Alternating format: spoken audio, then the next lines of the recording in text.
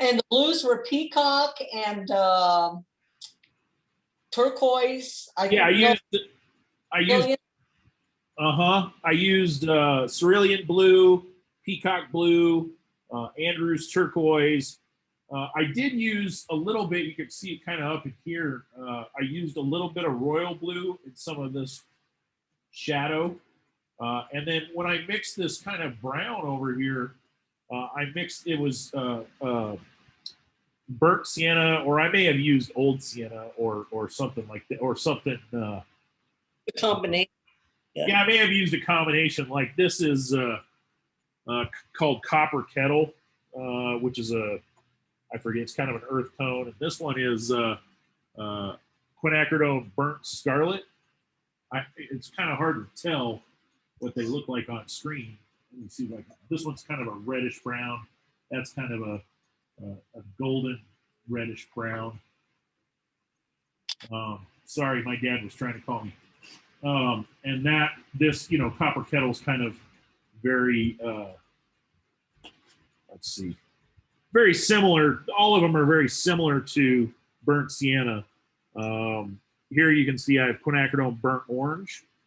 Another kind of gold that I used was that quinacridone gold, which I use instead of yellow ochre.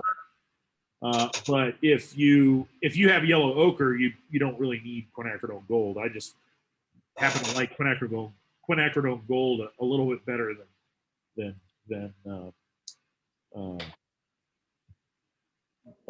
yellow ochre.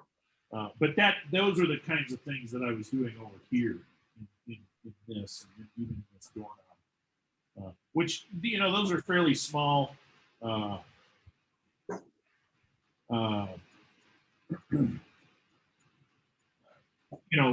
Little areas, but kind of, they'll pack a fairly sizable punch once we're done with all this.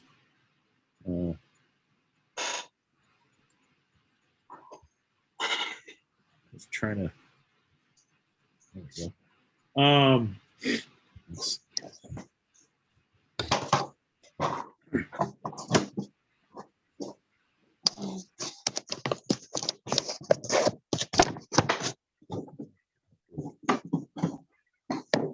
try some text real quick to tell them I was.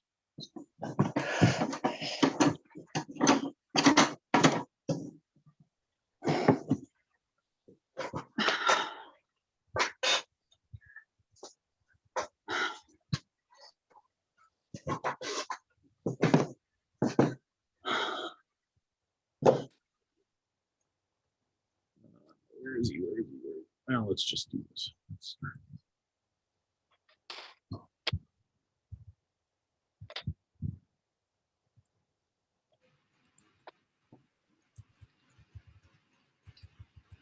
Teaching class.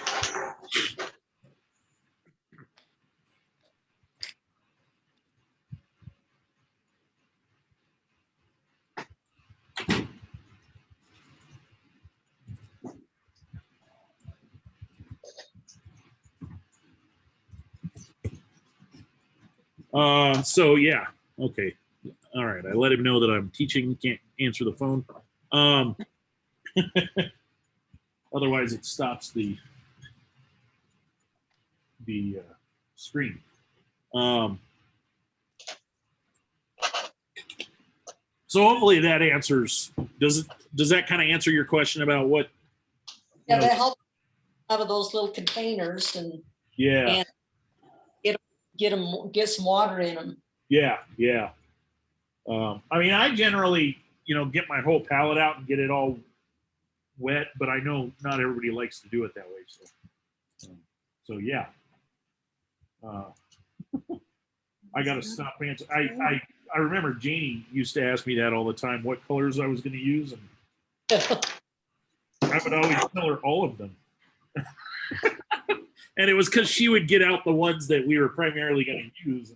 Right. I was like, oh, I got to answer that. I got to answer that with a real answer, not a joke. Okay. So let's see where we left off last week. We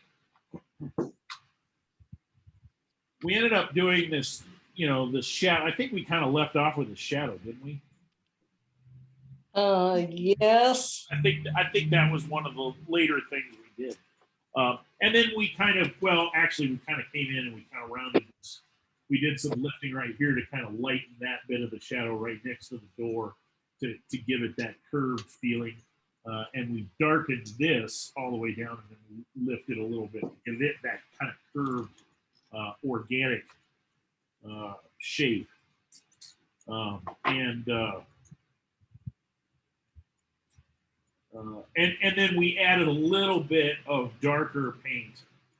I use that pyro orange, but any kind of another layer of another glaze of like even the permanent yellow orange, which I use, or if you're using cadmium orange or something like that, that would there we go. Didn't have that centered very well. That would even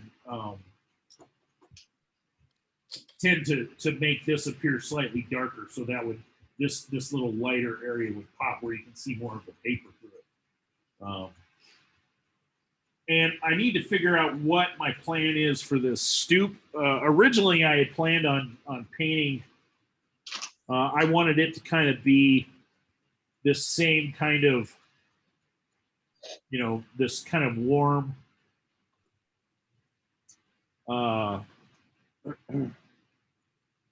kind of material, stucco material, or adobe or stucco, whatever you want to call it, and flagstone.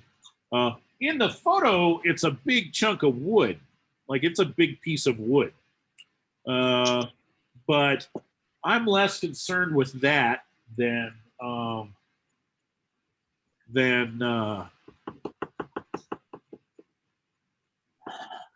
think I'm gonna I even though I've got some blue down on here or whatever, this is I think that's a mixture of quinacridone gold and peacock blue that kind of ended up getting down there. I'm not too worried about that. So what I'm going to do is go over it with a layer of permanent yellow deep, or if you have just a kind of medium light orange, and I'll show you that's this color right there. And I have some on my palette here. At least I think that's what it is. It could actually be Indian yellow, or it could be that azo yellow. For all I can tell on the palette, it's usually a little harder to. Yeah, I think that's actually. I just dipped in the permanent yellow deep, but that just shows you. Here's a permanent yellow deep, and this is, I think, azo yellow, right there. It's slightly lighter. It's a little bit, or it's a lot harder to tell on camera than in person, but you kind of get get the idea. Either one, anything like that would work. And I'm just going to not worry about that color on top. That's just going to add another layer of texture. And all I'm going to do is kind of, so I've got a little bit of that down, and now I'm going to pull in a little of this permanent yellow orange. Let's over here. I'm going to end up painting a shadow over here anyway, a little bit of a shadow there.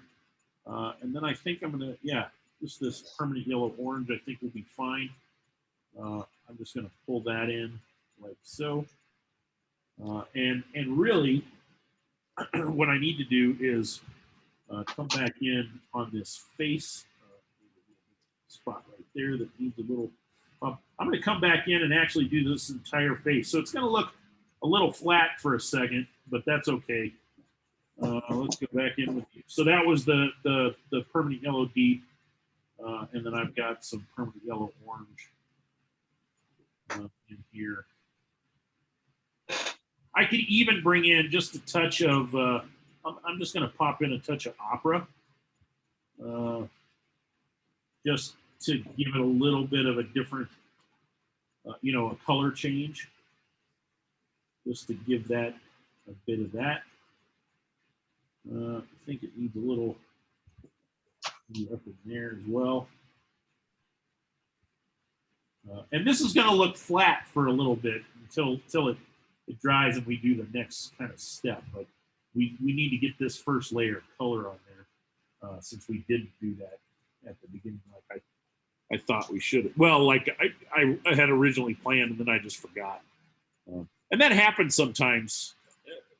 And the thing, you know, when you do that, you think, oh, I made this plan and then I screwed it up. Well, yeah, I mean, you didn't really follow the plan, but it doesn't really matter. It's still gonna work fine. Even with that color on there, under there, it's gonna help add to that. Excuse me, add to that that texture of this.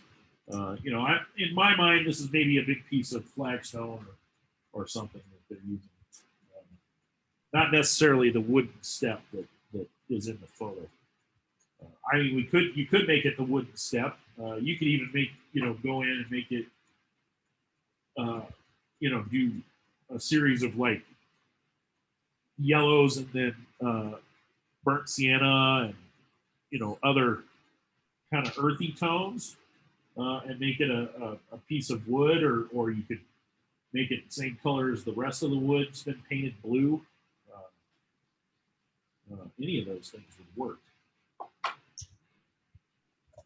I also noticed that I've got a little bit of a gap right there, which will kind of go away, but I'm going to sort of start with that. And I'm going to take a little Hooker's green and a little peacock blue. Actually, let's change that. I'm going to change that. So I'll show you what I'm doing here. This is Hooker's green that I plopped in on top of this blue green mix. I'm actually going to take a little royal blue, I think. And I fill up my Hooker's green. Little Hooker's green. And see, now I've got it too green. So a little more royal blue. If you don't have royal blue, you could use like Prussian blue, which is this. It's a little bit. It's actually got a little bit more of a kind of blue greenish tint to it, in my opinion. Or you could use Antwerp blue, any of those. If you had indigo, you could use a little indigo with Hooker's green.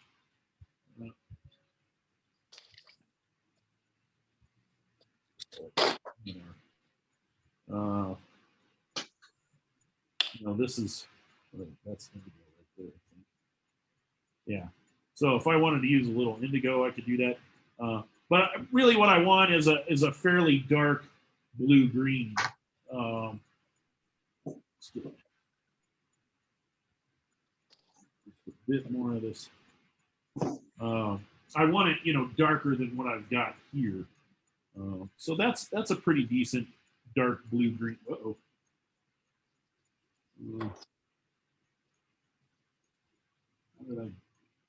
There we go. Sorry. I accidentally hit a button on my phone when I was rotating the thing. So I have that fairly dark, blue, which is actually what I'm going to use later when we start putting in some details in this.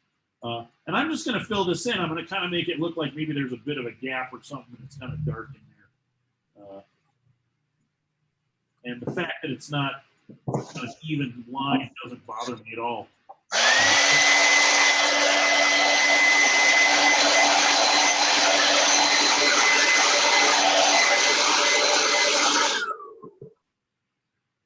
So that's all I'm doing there. And really, I want to make this kind of consistent, so I'm going to kind of bring it all the way up through here.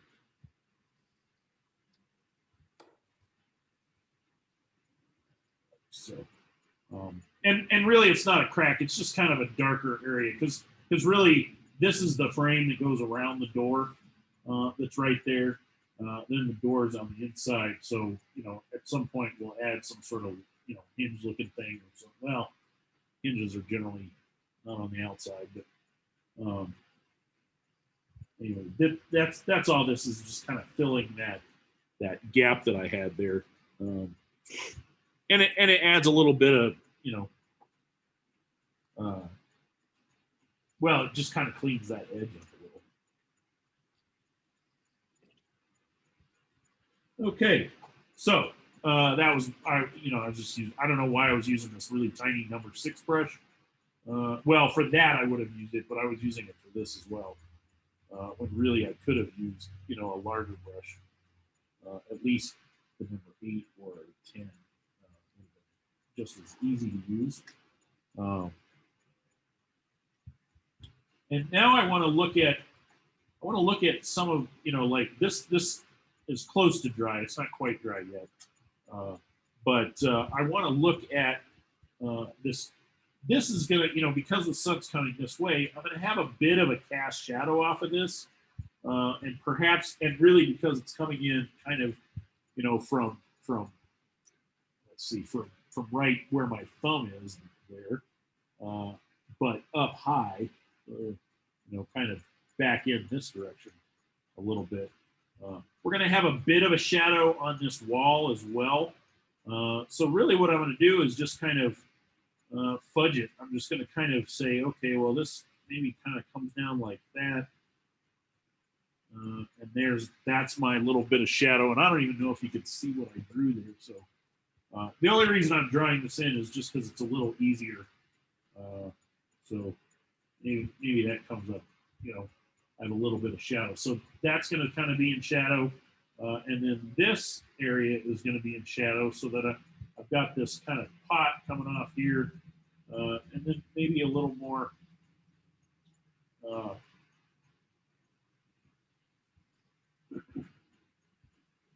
and then there's going to kind of be this little bit of a triangular shadow, so it's going to kind of do that kind of a thing. There won't really be any shadow from here, but maybe there's a little bit of a shadow from this stoop. Maybe the stoop sticks out a little bit. I don't know. Maybe it doesn't. Maybe just enough to kind of add a little bit of a dark area right in there. And then maybe there's some sort of something that's coming in here that I want to add. Maybe there's, you know, a tree out in the yard or something that's kind of casting some sort of shadow. And then let's see, there's going to be a bit of a shadow on this, like so. And maybe even something like that on that one.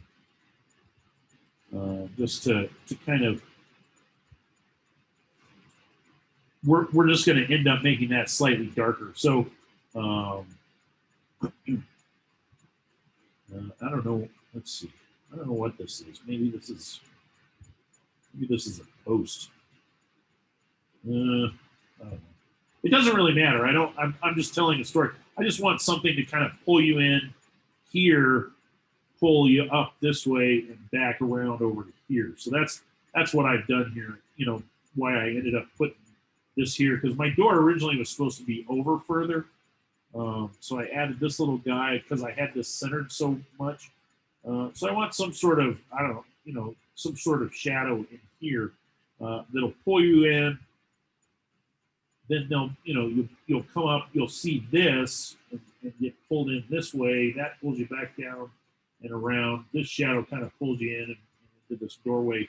And then when we get to it, we'll have this little medallion thing in this space here that'll kind of help tell that story. So I want to do some of these shadows now.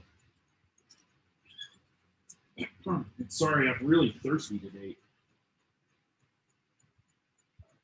I ate an extremely saltier than I thought it should have been salad. Well, it wasn't really the salad that I ate. It was, I put these, you know, those pickled chili peppers or whatever that are kind of, they're not real spicy. They're kind of yellow. I put some of those in there, and they were really salty. They'd been pickled, but I think with a little too much salt. And I've just been really dry all day. Okay.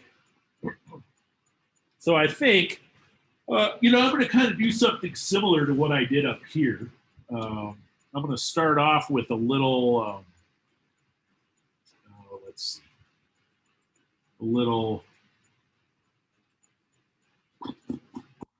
let's use a little bit of quinacridone magenta. Well, I think I'm just going to use some quinacridone violet, which is that kind of,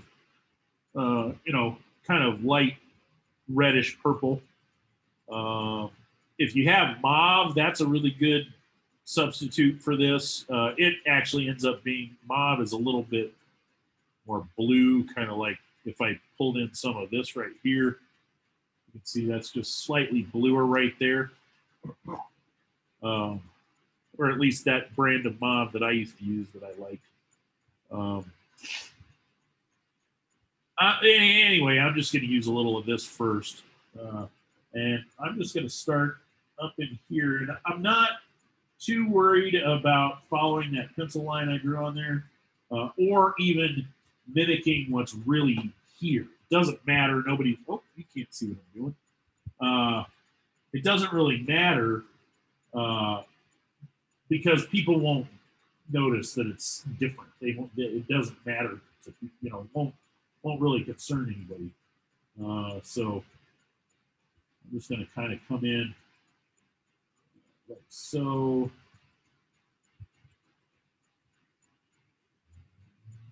And I think I'm going to switch now to a little peacock blue down in here where it starts to get a little cooler. And I want that to kind of run up into the purple, or that violet.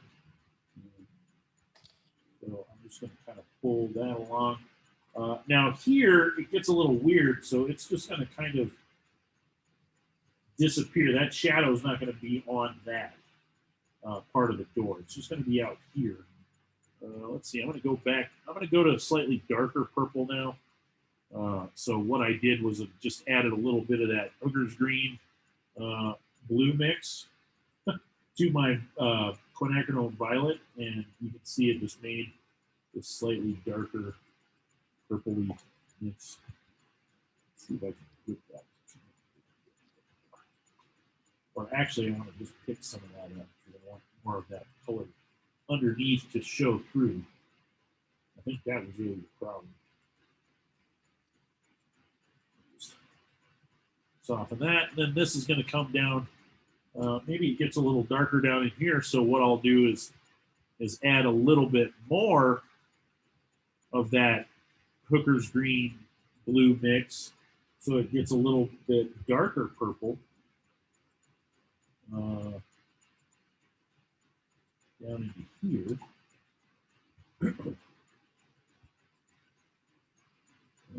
And let's see. Let's come in with some of that here as well. Maybe this is, there's a little bit of light. Let's come in. I'm not really liking that color on top of that. It's not going to hurt anything. I just think it needs to be a little more reddish, a little warmer right there. Back in here, I wanted it to be a little cooler, but here I want it to be a little warmer.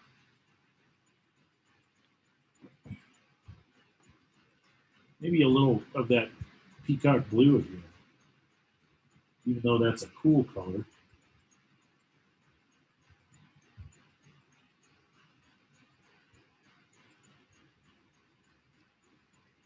That's kind of fun. And then even into this little bit of this cast shadow here of the door. Let's kind of get that line to disappear that I have there.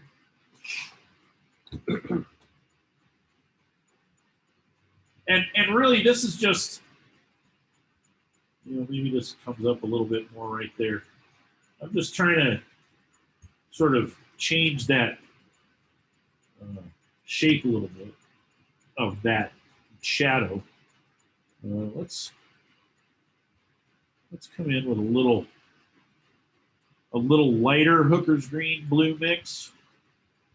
So now I'm taking a little Hooker's green and a little peacock blue, and that just makes it a slightly brighter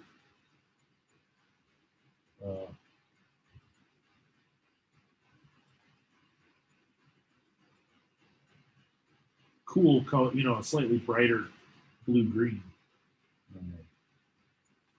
And I'm letting that touch in a couple of spots so it bleeds together, but then I'm also not letting it touch in some spots so that I have little lines of light in there, just to help change those shapes a little bit, or plane, define those planes. Because I have the plane here of the step, then I have a plane that goes back into space. This is a flat plane. That's a vertical plane, then another flat plane. Let's see. Let's go back to this kind of warm quinacridone violet, or warmer quinacridone violet, I should say, because it's still a fairly cool color. And let's see, maybe I'm even going to use a little opera, maybe right in some spots, just because maybe there was a little bounce of light off of something. Kind of pull that up in there. Down. Let's come back in with a little slightly darker purple.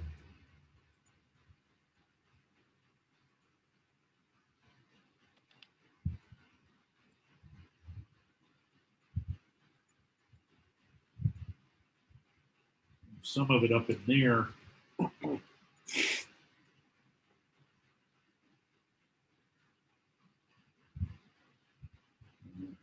This is kind of the smooth part of the pot there. And then maybe this is where those leaves are kind of bunching out a little bit. That was a little dark what I grabbed there. That was that dark Hooker's green blue mix that bled into a little of the purple. But, that's okay. It won't hurt anything. Yeah. That actually looks better on screen than it does on my painting, because there's a nice glare here that kind of makes it look like there's some light coming through there where there's not. But that, that kind of gives that impression of there's a nice little cool spot right there. We have this kind of intense warm coming through here, and that cools it off quite nicely.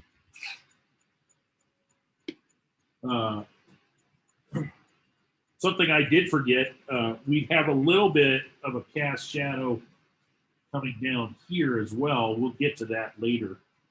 And then I think I'm going to go ahead and put this shadow in too, just to help sort of define some of this stuff. And then once that dries, I'll put in kind of a darker, I don't want it to bleed into that. I want it to look a little separate there. So I'll put in this shadow here. But I can put in this one. And I don't know that I want that pencil line that I do there. I don't know if I want it. Maybe I want it to come in here, because this one's back further. But maybe I don't know. Maybe there'd be. I don't think it really is going to matter, but just for giggles, I'm gonna go ahead and put my shadow kind of right there. Great.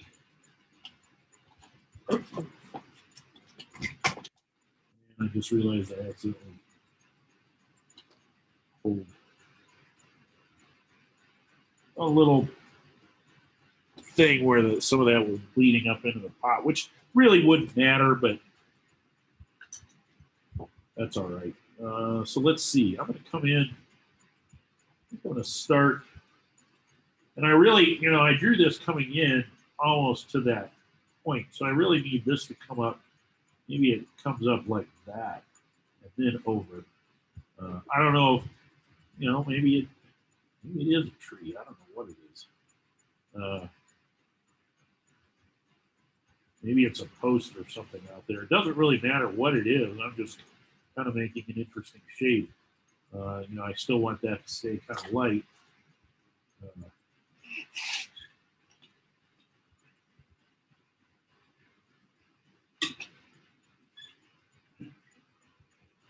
So let's start with a little, I think just plain quinacridone violet. It's going to kind of come in like so. Let's move into a slightly, I'm going to use a little actual alizarin crimson on this in a few spots. So this is going to be a fairly warm shadow in some spots, and then it'll cool off. So I have that alizarin crimson.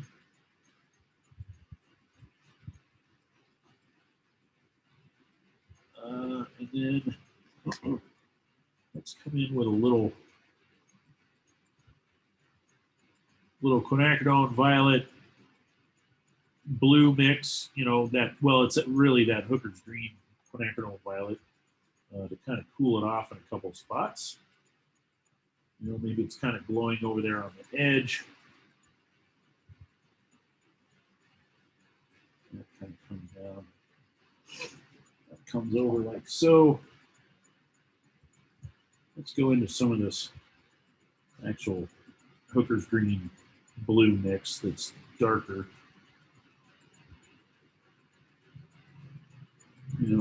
Maybe this is a post or something. Let's come back to some of that violet blue mix. And I want to be pretty careful next to this edge of this pot. So kind of carefully laying that in. And then as I get back out here, this can kind of bleed back into there. Maybe this comes down. But that now pushes this pot forward, which is kind of a nice thing.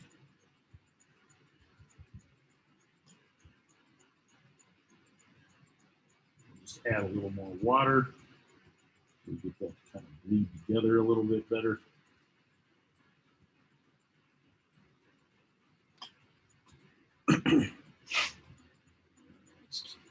Let's come in back in some of this. And I really think that this needs to maybe, I don't think I have this thick enough, this shadow. So I'm going to kind of pull this over here up and just make it a little wider. Now I've got a line that's kind of starting there. I need to kind of scrub that out. Maybe if I throw in a little alizarin crimson again, right in here, that'll kind of help. Since I'm doing this while it's still wet, there's a fair amount of color that will remain, even though I've kind of covered up some of that darker color with a lighter color. It'll still, because it's fairly damp and the water's flowing pretty freely, I can add those other colors. I don't like that shape. Let's see. Let's bring that in. So let's come in with a little.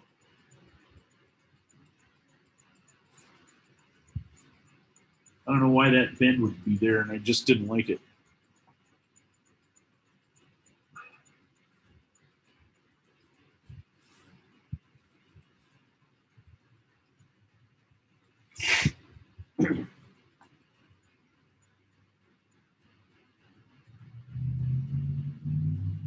There.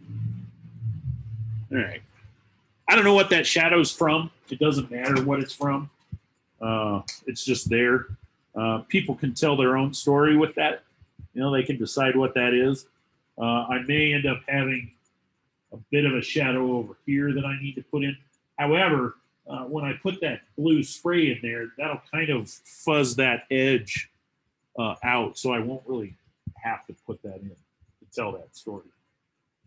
So let me come in. Now, I'm just going to, on this terracotta pot, I'm just going to use some quinacridone. Actually, I'm going to start with alizarin crimson, I think. Let's start with a little alizarin crimson. And kind of start down here where maybe it's a little warmer. It's shadow, but it's not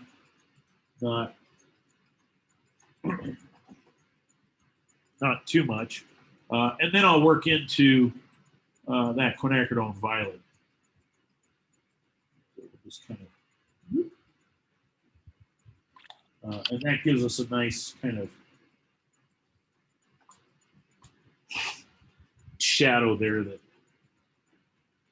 picks some of that back up. Has a fair amount of that terracotta pot. Now, Jeannie, in the case of yours, you know, that are blue, I would just use some dark purples on that. For the shade? Yeah, for how I've done this little bit of a, you know, sharp shadow kind of thing. Okay. Yeah, I would use dark purples or even an indigo or real dark blue. Okay. In the case of this shadow for you. And then I think that this needs to actually come out more light. So, Right now I'm painting on the one we did last week. oh, okay. Oh, Yeah.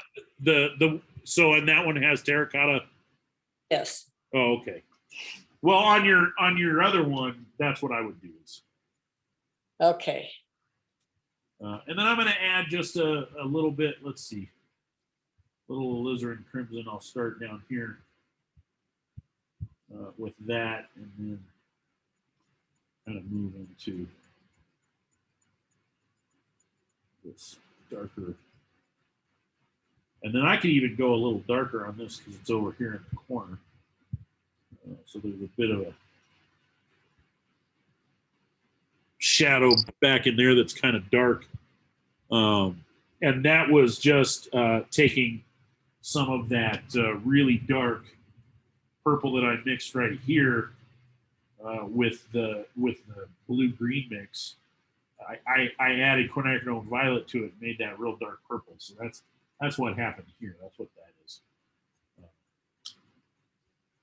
And you can see, I mean, there's not a lot to that shadow. It's just that's what it is. Let's pull that up into there. And if you feel like you got it too dark, you can always come back in and lift some of that back out just to give it a little.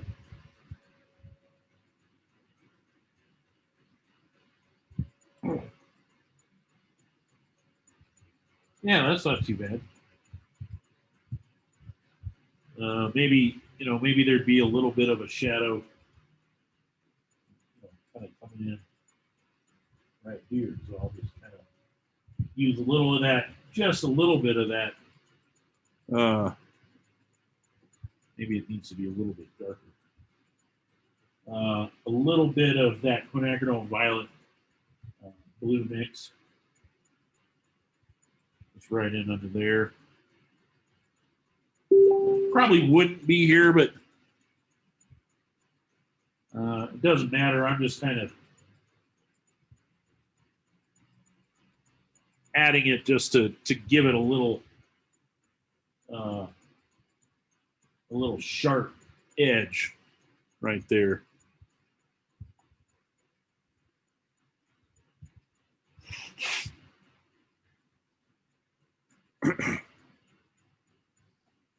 And then maybe just a little bit over here on the side of this wall. Just be a little bit of a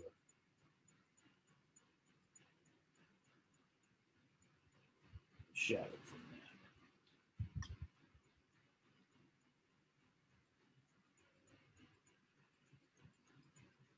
Yeah, not too bad so far. Now these flowers, we could probably go ahead and put them in. I'm going to use opera I think I could. Well, let's see. Could use. Maybe I'm going to use a little Scarlet Lake. I haven't done that in a while. If you guys were doing so, you could use like opera or like a quinacridone, magenta, or quinacridone rose if you have something like that. Kind of a pink, red, pink. And I may, I kind of like this Scarlet Lake though for what I'm thinking. What I'm going to do is a little opera and a little Scarlet Lake. So you could do a little opera and I used to have a color called Brilliant Pink, which was kind of a Pepto-Bismol pink that I only ever used in flowers. And I don't know what I did with that little container of it. It used to be in my palette, and then I didn't use it enough to really warrant taking up a whole well for it. I had it just in a little side thingy, and I don't know what I did with that. Maybe I should order some more of that. Maybe I used it all up. Who knows? But what I'm going to do is just come in with a little opera in a few of these spots. Put kind of a little. Well, my hand was kind of covering up what I was doing there. Wasn't it? Put in just a little blob of color in a few spots.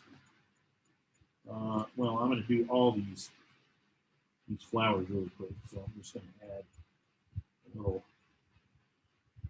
opera and some, kind of high on the flower, or over towards the side, maybe even actually out here, because that's probably really what would be around the sun. And then I'm going to come in with a little Scarlet Lake and see what happens. This is just kind of a little experiment, but it'll add a little. So I've got that little hint of pink, and then I come in with this kind of slightly salmony red.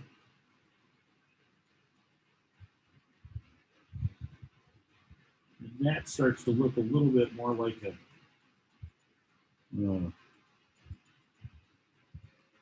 oh crap, the flower just went out of my head.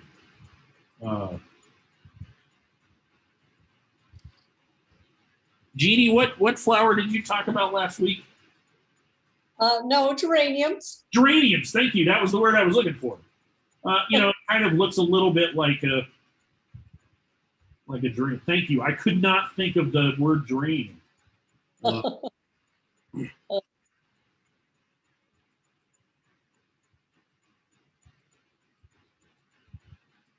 So I'm just adding, and it's, on screen, it's a little hard to tell that there's still opera showing up in there, but it is.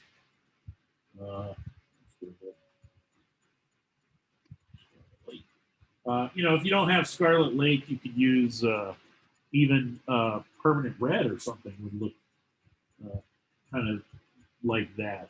And let me zoom in on that so you can kind of see what I did. See, you can still see that opera in there. And I wasn't too worried about completely filling that in. If I've got a little white showing, I'm okay with it. I didn't really worry about stems or anything like that. Usually you'd have larger stems coming up, but I'm not concerned. Again, this is kind of just that impression of these flowers. So I'm going to come back in now on this other pot of plants, and I'm just going to hold it closer so you can kind of see what I'm doing.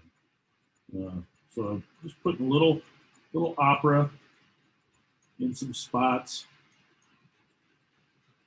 So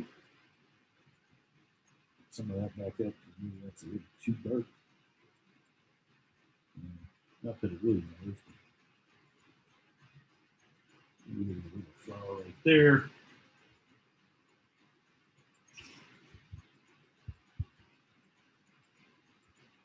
Some of this.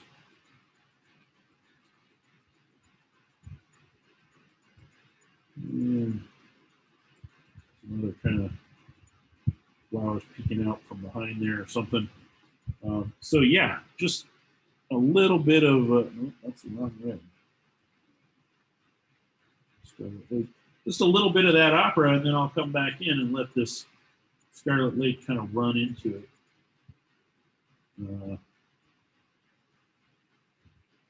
Like so.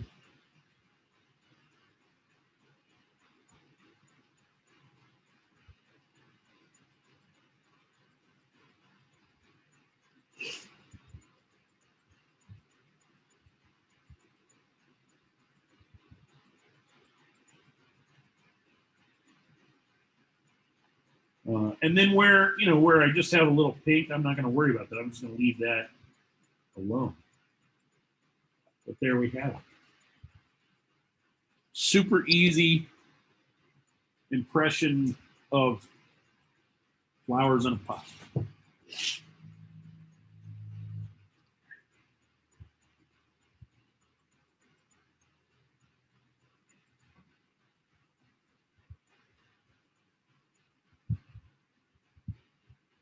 I'm actually thinking that I want a bit of this shadow to come down. Maybe there's an angle change here. It comes down there. So I'm going to take that kind of dark purple that I've got there. It won't be the exact dark purple. And I'm just going to kind of bring that down.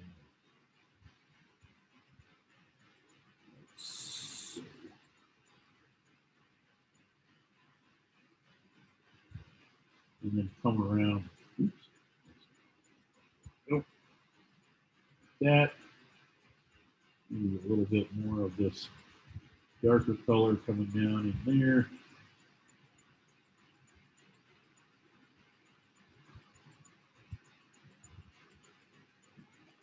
And I know that doesn't look like it's going to blend in, but once I kind of feather it out with some water, even if there's a little texture on top,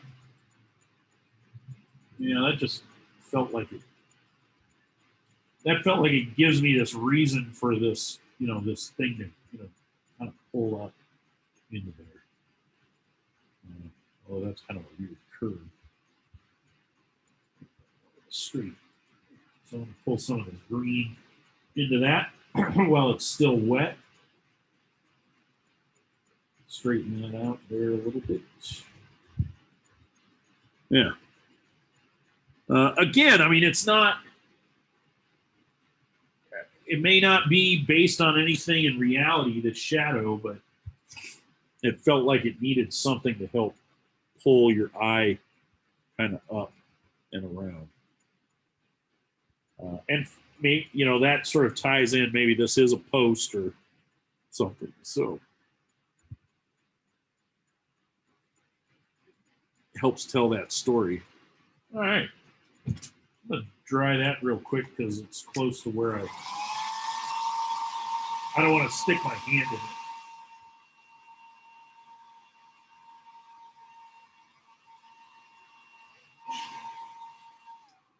Because I'll stick my hand in it and drag it all over the place.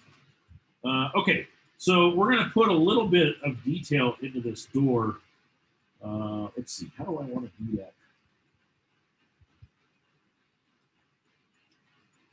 I think the window I'm just going to do fairly dark with a few little highlights of where light maybe is bouncing off of it. So I'm going to do the window first. I'm going to use a little indigo and green, Hooker's green, mixed together. Again, a Prussian blue or a Antwerp blue mixed with Hooker's green would be fine, or royal blue if you've got that, any of those kind of things. I'm going to start with that. I'm just going to have kind of this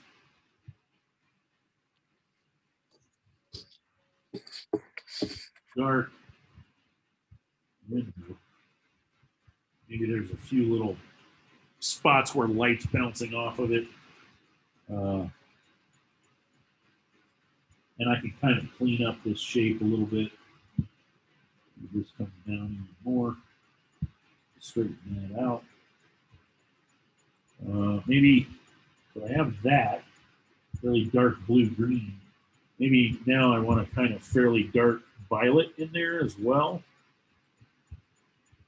just going to mix up. I'm going to take actually some of that same color that I just made and mix that with a little of my quinacridone violet right here.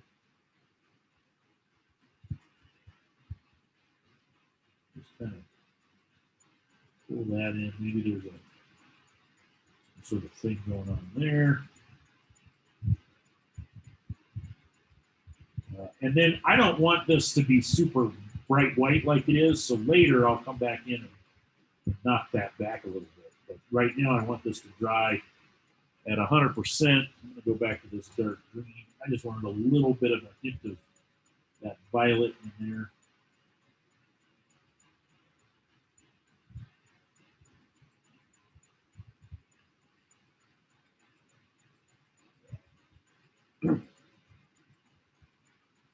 So there's my window, pretty simple. It's just dark. You know, the inside is darker than outside, so can't really see what's going on there. In there. But maybe there's a few little highlights that are reflecting off the glass.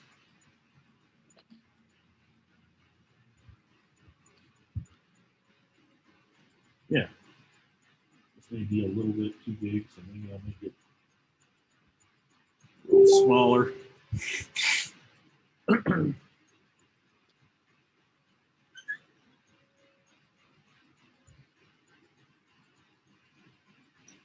And then what I can do is dry that really quickly.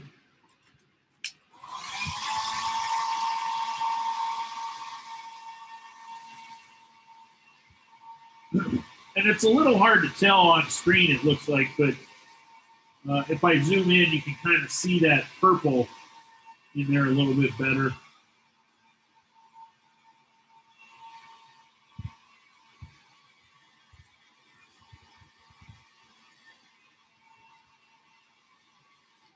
But now what I can do is come in with a little peacock blue or something like that and just hit that back, maybe make that knock that back a little. There we go. I'll get the, and even if I pick up some of this other color in there, it's okay. I'm just knocking those highlights back just a skosh so they're not bright white. And then we'll hit that one more time with a hairbrush.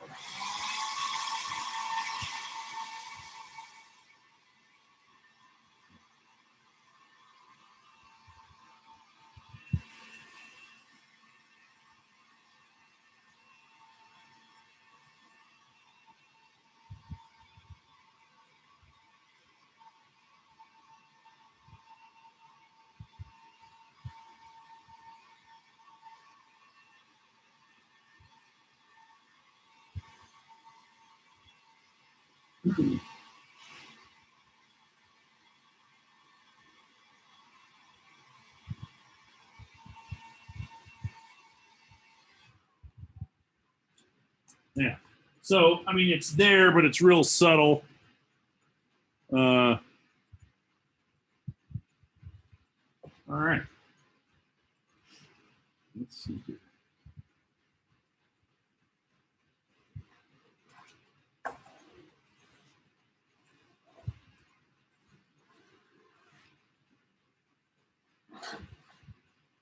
So now I want to put a little detail into this. And this is where we're going to use a pretty fine brush. I'm going to use my number 6. If you feel like you want to use something even finer, that's fine. Fine. You can, you know, if you have a liner brush that you like to use, or a really fine,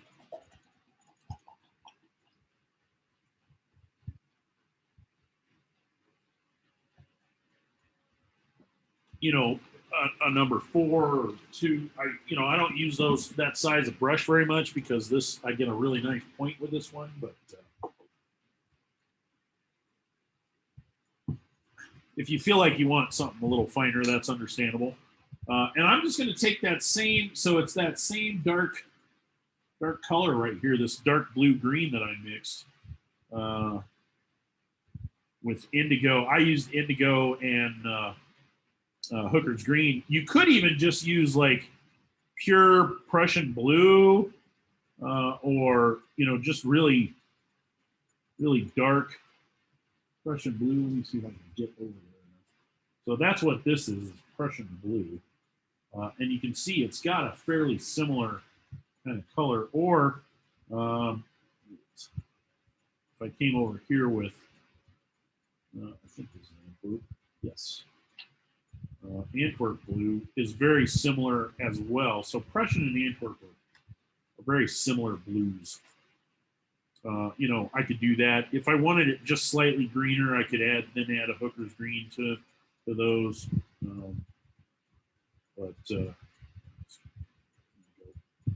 But I've got this nice kind of dark blue green.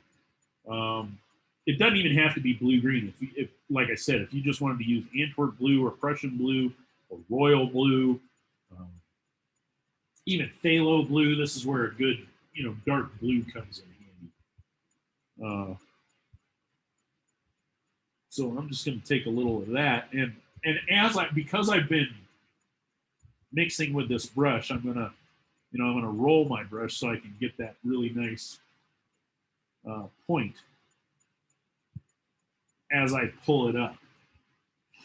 And I'm going to come in here and I'm going to start thinking. I'm going to work myself. I'm going to work from left to right because I'm right-handed.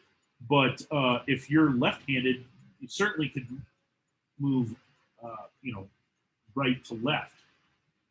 It just is easier for me personally to move left to right. So I'm gonna start with this frame of the door. So there's going to be this kind of thicker piece of wood. It sticks out a little bit more, so there's going to be a bit of a thick shadow line running. And I can already tell my line's not straight, but it's straight enough. So this is just going to kind of run up here, like so. And if we had painted this before we painted the shadow, we'd have to come back in here and redo this, which is why I waited till now to do this. And then I'm going to have, so I have this top piece of wood that's, the door frame. And I'm going to start with the deeper, thicker part. Go all the way across until I get to that edge right there. And I was making that fairly thick. Now I want to make it a little bit thinner because this is where there's the two boards meet. And I kind of want to do that here as well. So kind of a thinner line. It's hard to see, but it really is. And then on this side, I'm going to do it a little bit thinner because, well, it just wouldn't be as well. It would be. I mean, you'd actually see this one better, but this has a bit of a cast shadow where this one does not. And I'm just going to bring that down like so. So there is our door frame. I said I was going to move left or right, and I didn't. I started surrounding myself. And then I'm going to, so I have the tops of the doors, and those, well, and actually, I am going to move left or right. This should dry pretty quickly right there, so I'm just going to be pretty careful. I have this sort of side of the door, so I'm going to have that kind of come in, and I need to think about this.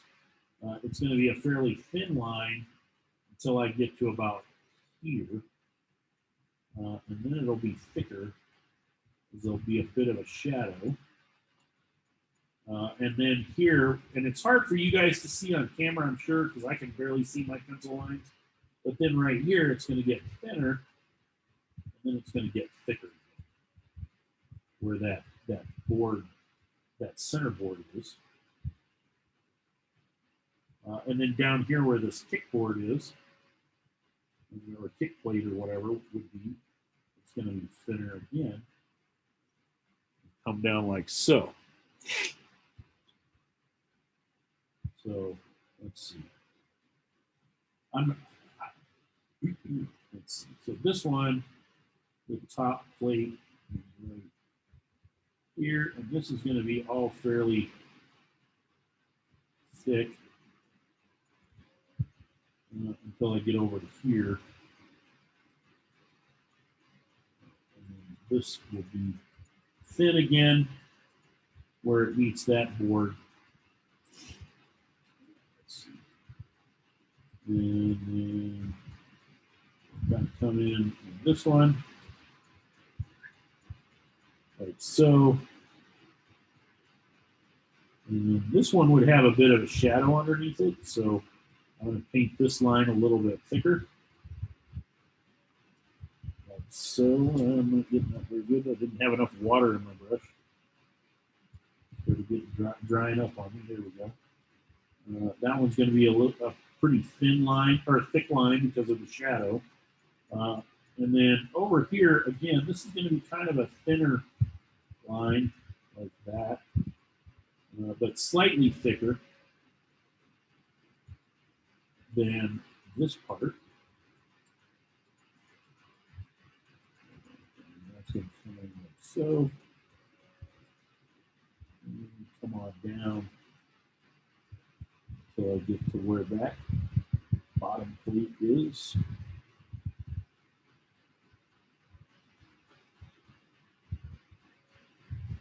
Comes around like that. So I've now created a little bit of depth in here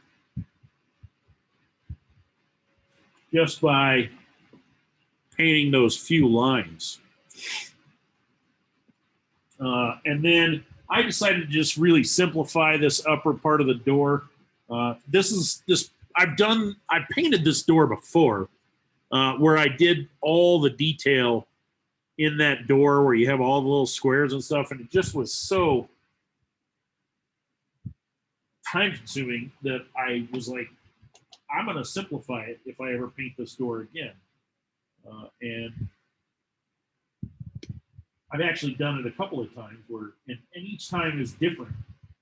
I've done it without I've done it with a kind of a chair kind of thing here that I didn't care for that much. Let's see, we're going to have a board coming down like so. And then now I need to think about this frame around this window. So that's going to come in like that. And then come down like so.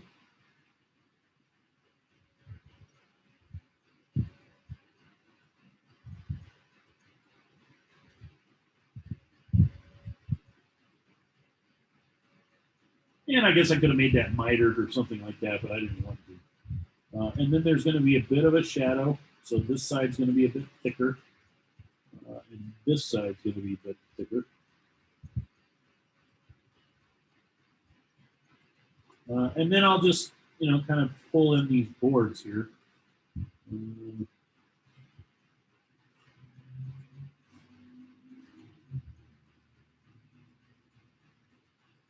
Some of these are thinner boards than others.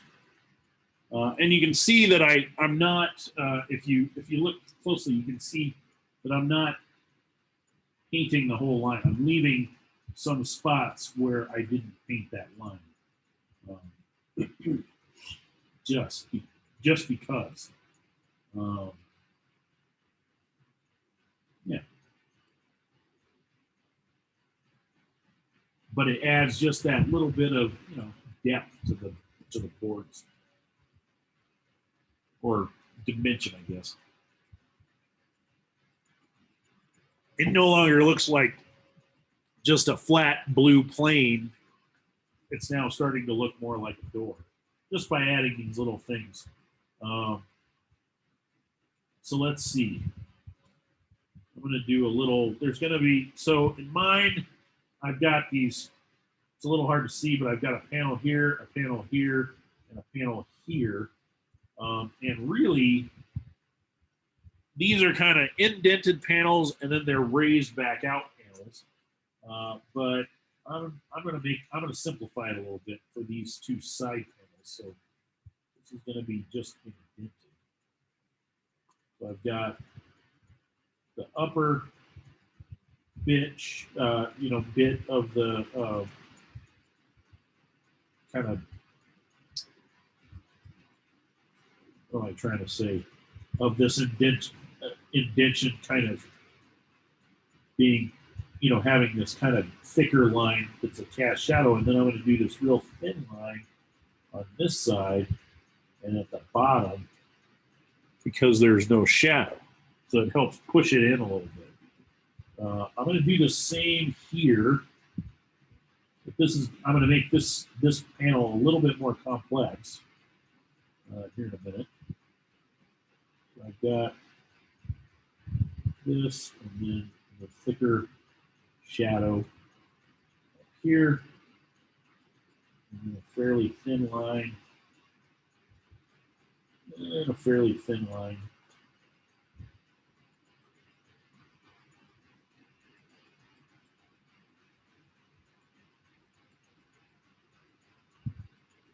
So going along, just doing the same thing here.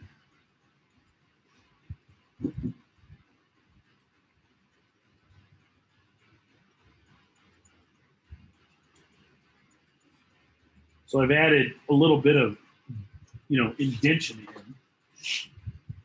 in. I can even come in and add a little more detail if I wanted to by adding, that's going to be a piece of wood going across. Each one of these is going to be a piece. You don't necessarily have to go in and tell that whole story, but you can do what you want. Now I'm going to have a little piece that's raised back out, and that's going to be a little carved piece that we create. So I'm going to draw it on there just so it's a little easier to see what I'm doing. So I'm going to zoom in, and I'm just going to have this kind of rectangle come in like so. And this way I just have something to kind of follow.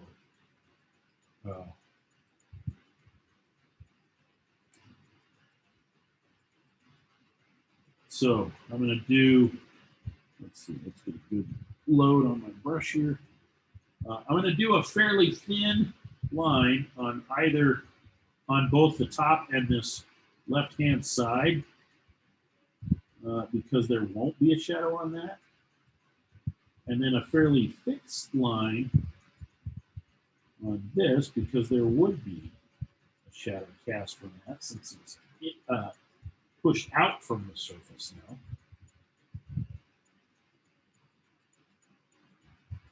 So now it looks like it's raised back out. And then while that's doing its thing, I'm going to come in and kind of make up a little rosette kind of thing. So I'm going to draw a little kind of circle right here. And then, let's see, I'm going to have one here. And the fact that it's not going to be even doesn't bother me. I'm not too worried about that. I'm just kind of making this up. So, let's see, there.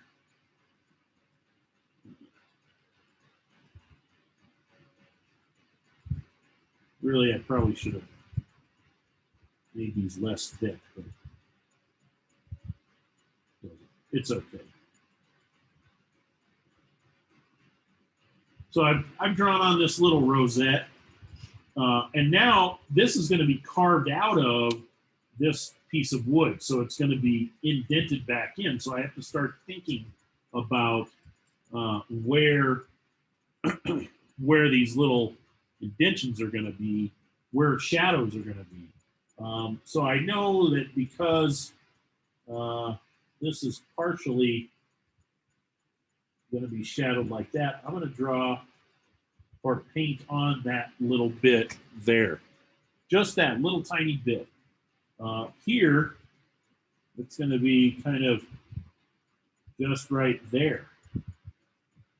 For this one, it's going to be this whole side here.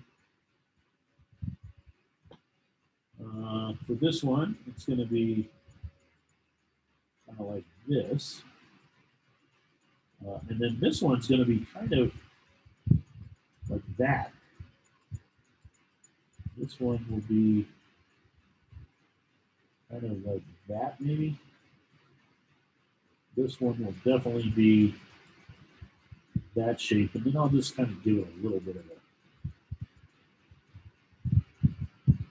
So you can see I'm just kind of making, these little additions, and then so this one is going to have just this bit here, and then once that dries, I'll get rid of that pencil line by erasing it because it's on top of the paint that I any of the yellow paint or anything, so I don't need to worry about it not coming up. Which is why I waited till now to draw that as well, because I learned that the hard way. Now, that's not the best rosette I've ever done. I should have made those a little bit smaller, but it kind of gives you the point. If I had made those thinner, I could have had more of them. I think it would have been a little bit nicer rosette. But same principle for painting it. I just have to think about, okay, well, where's the light coming from? And really, I think that would even have more of a shadow like that. So then, let's just make sure it's dry.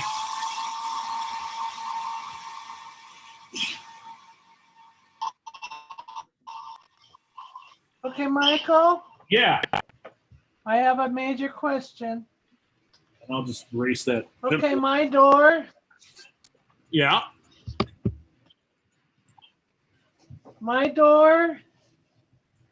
is way tall and skinny. Uh-huh. So I don't think a rosette is gonna fit in there. Well, yeah, if you don't want to do one, I would say if you don't think it's going to fit, I would just make that planked. Kind of like we did at the top. I would make that inset section just a bunch of planks going down. I've done that on a lot of doors. I just wanted to kind of show you guys how I did the rosette. So I think I think what I would do is just let me. Why is Just it? 2 planks. Yeah, just do planks kind of like I did at the top. I'm trying to get my computer to. I was trying to get my computer to cooperate with me, but it wasn't letting me. It wasn't letting me take a screenshot. But you can see what I did here with these. Just do. You don't have to get this fancy in there. Just do some planks like that. And right now, this looks too nice. This the way I've got this. So I'm going to actually come in and add just with a little bit of paint. I'm going to come in and add some cracks and things to these boards. So I'm gonna and wear and tear on this door. So I want this to look kind of beat up. Give it some character, so I'm going to add a few streaks like that in there. That's not the best I've ever done. I can pull in a streak like that. I can even add a little bit of an eye. I don't know if you can see what I'm doing. You can see I kind of have a crack with a little bit of either a knot there or something. I can come in. Couple of cracks there. Maybe there's a good sized crack over here. So I'm going to add some weathering to this just by adding a few little lines and things. Maybe there's a crack up there. Couple right here. Some down here, just where where you're getting the wear and tear on these boards. Down at the bottom,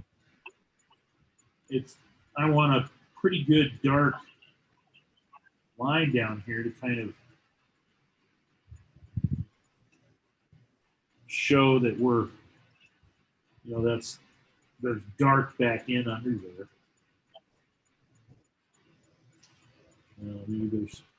And I think about, so I'm also, the direction that I'm painting these cracks has to do with the direction the grain's going to be running in a board. You know, this board is going to have to be running this way.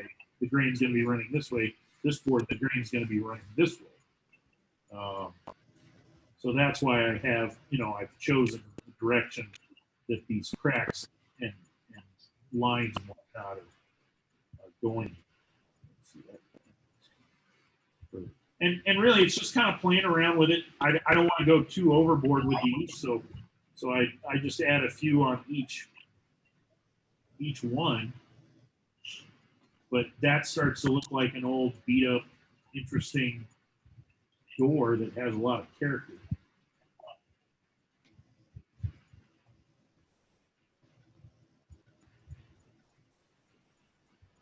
Yeah.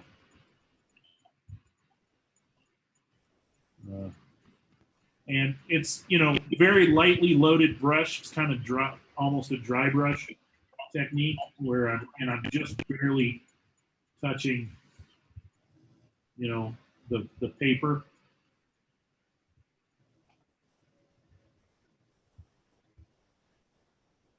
This is going to have some thicker, you know, it's a thicker piece of wood.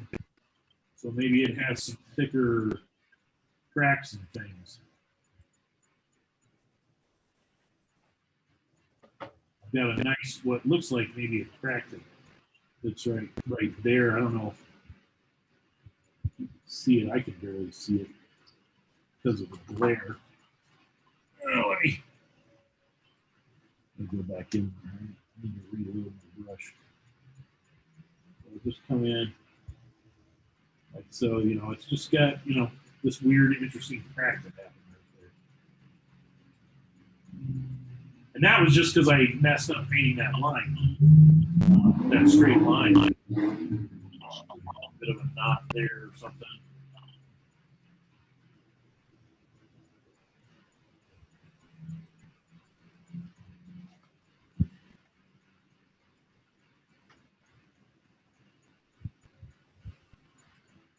Yeah, just adding a little bit of that grain to this board, these boards, just makes it feel a little more wood-like.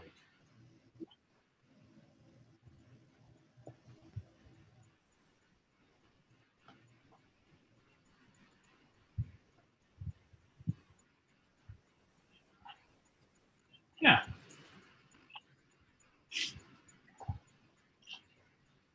You know, I don't want to go overboard with those, and those are really light, but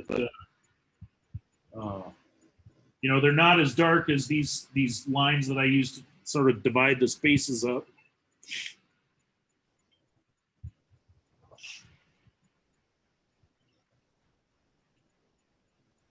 Okay.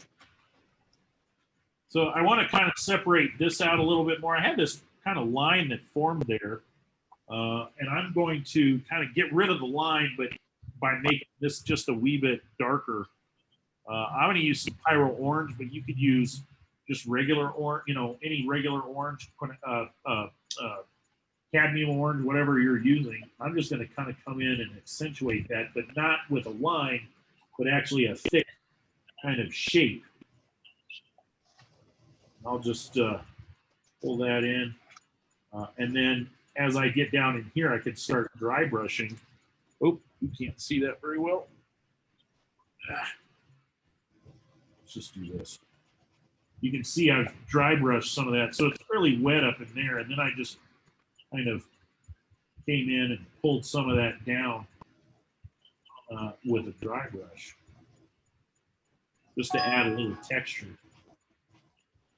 Maybe, you know, add a little bit more of that color over here, but then just kind of move it around with the brush.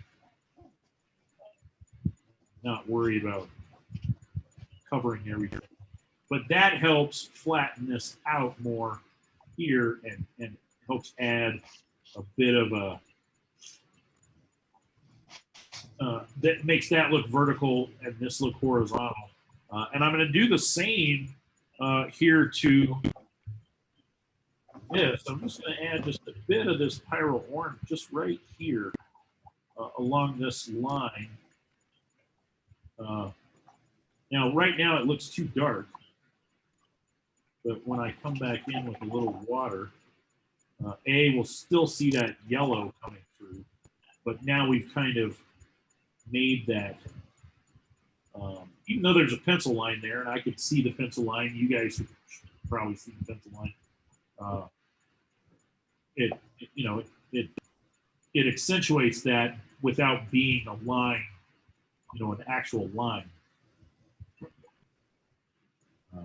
And because it's a little crooked here, I mean, this is completely accidental, but that looks like the spot where a lot of people step, so it's worn down some.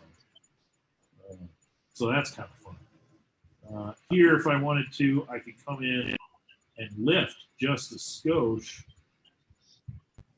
here, just to kind of accentuate that.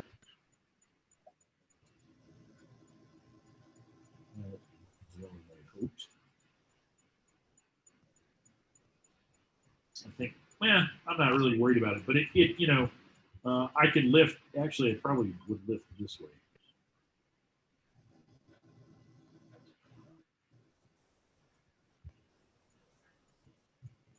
And then I can add, if I want, just a bit more of this dark one.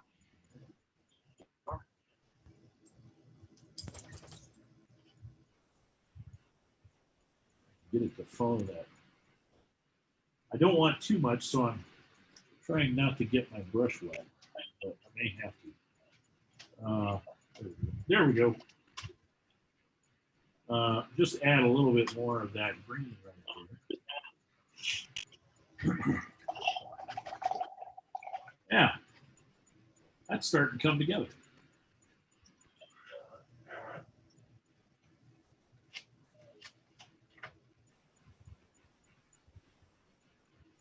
I've got a little light white area right there that I don't care for. It's a little too white right there. I don't know if you guys can see it, but I can. I'm just going to take a little peacock blue right there. Just cover it up a little bit. And that knocks it back quite a bit. Let's see. So this should all be fairly dry. Yep, that's dry.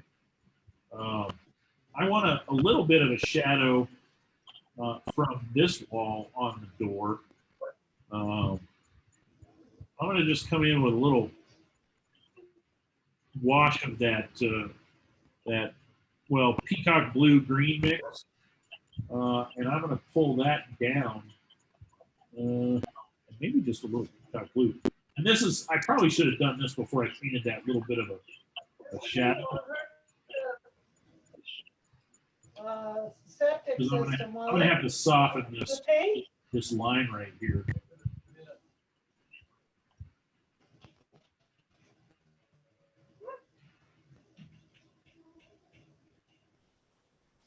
Make sure you put in the Riddex. Let me come in with a little bit of just royal blue. Right in here, I think. Now, it looks like I'm getting darker than this thing. What it really is doing is picking up that line that I painted there, and that's okay. In reality, I should have painted this shadow before I did the rest of it, but I forgot that I was going to do that. Here's just a little royal blue. Painting around the doorknob because it's sticking out further, so it could be in light. And then just bring this down. That and I know this is curved and weird, but in my head the wall's a little off. Like it's not 100%.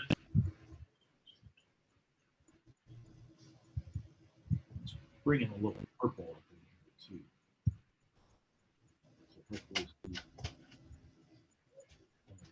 So in my mind, maybe there's a little bit of curved of a, you know, a dish in the wall.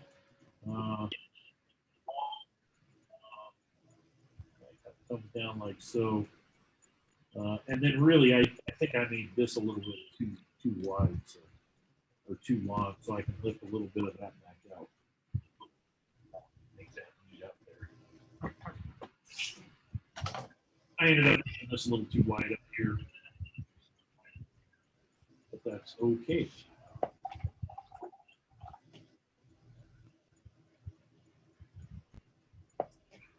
Yeah, I still got that line that's putting in. I'm just gonna work on that a little bit more.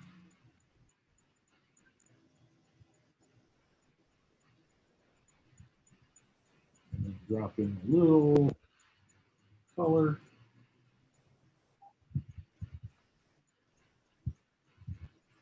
Let's drop in a little of this darker purple. And actually this. So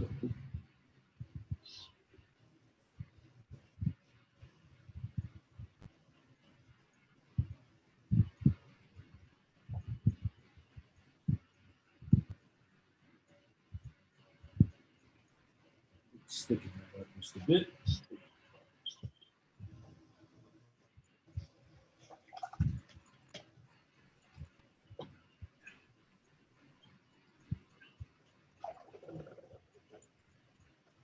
I sneak by there again. I'll be out of your way. I'm sorry. No problem. I should maybe try to put it on the other side or something. You're good.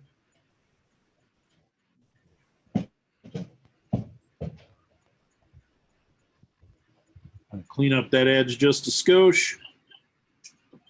And let's dry that real quick, and then I'll put that shadow back in from the piece of wood.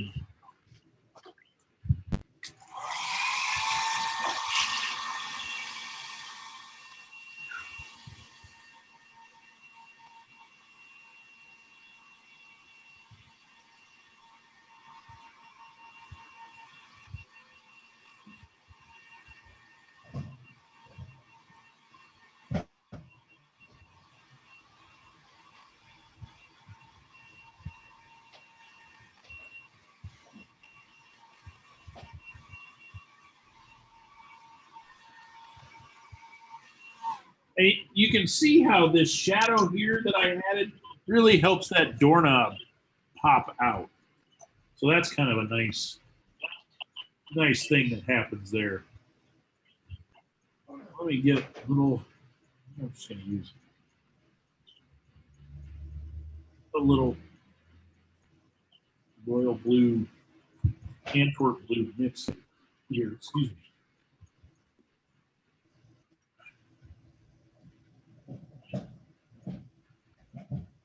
Just pull this in.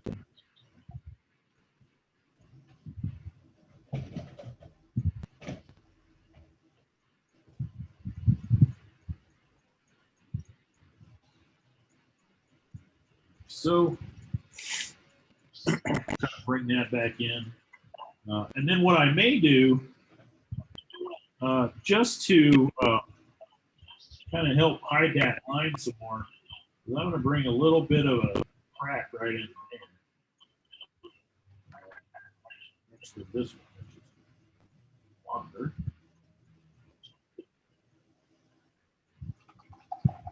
And that kind of, I mean, it's there. The line's going to always be there, but it's less noticeable than when I started.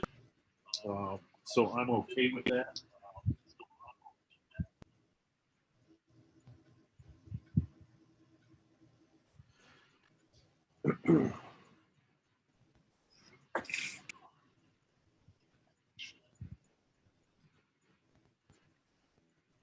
Now, let's see. Let me just darken up a couple of these little lines here. Not all of them, Honey, just a couple. What? could you bring me some trail mix or something? I'm getting a headache from not having anything to eat.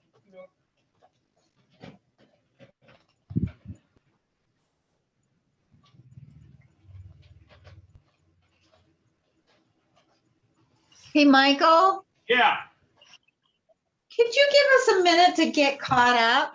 I sure can. Hey, thank you. You're welcome. That'll kind of give me a minute to figure out how I want to kind of finish this out.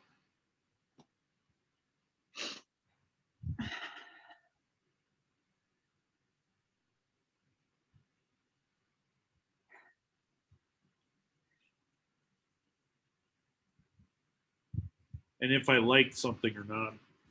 I'm kind of debating on this shadow here a little bit.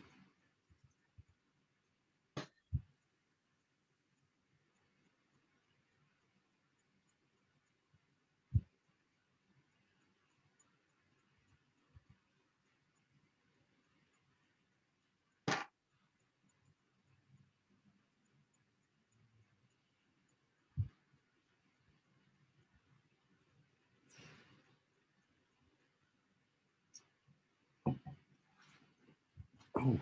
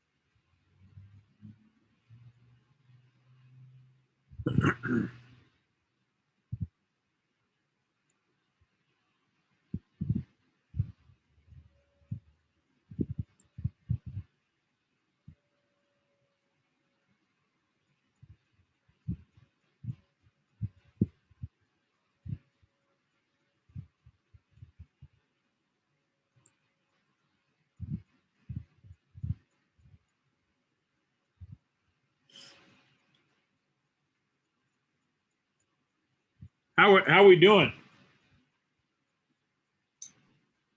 Good, Okay, we caught up or pretty much. I I'm did. pretty much caught up. okay, cool. I didn't know if you needed more time or Well, I might have to wait to catch up because, oh man, well, if you need Yeah. a little more time, I can go get ahead. we've got plenty of time. So if you need a little more time by all means take it. I can wait a little bit longer.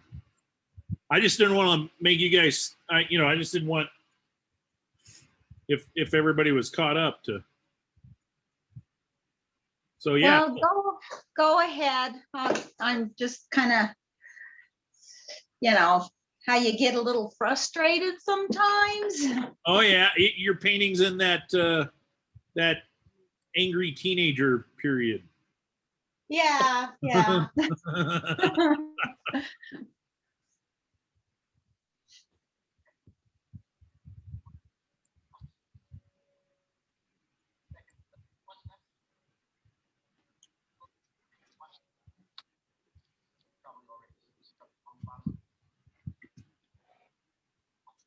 Okay, well, So yeah, go ahead. all right.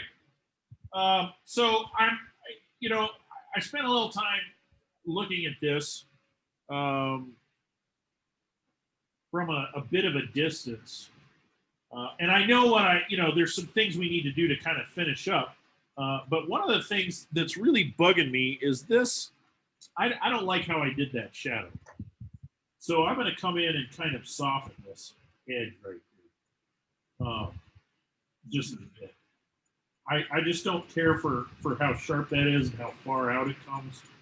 So I just want to sharpen or soften that just a skosh.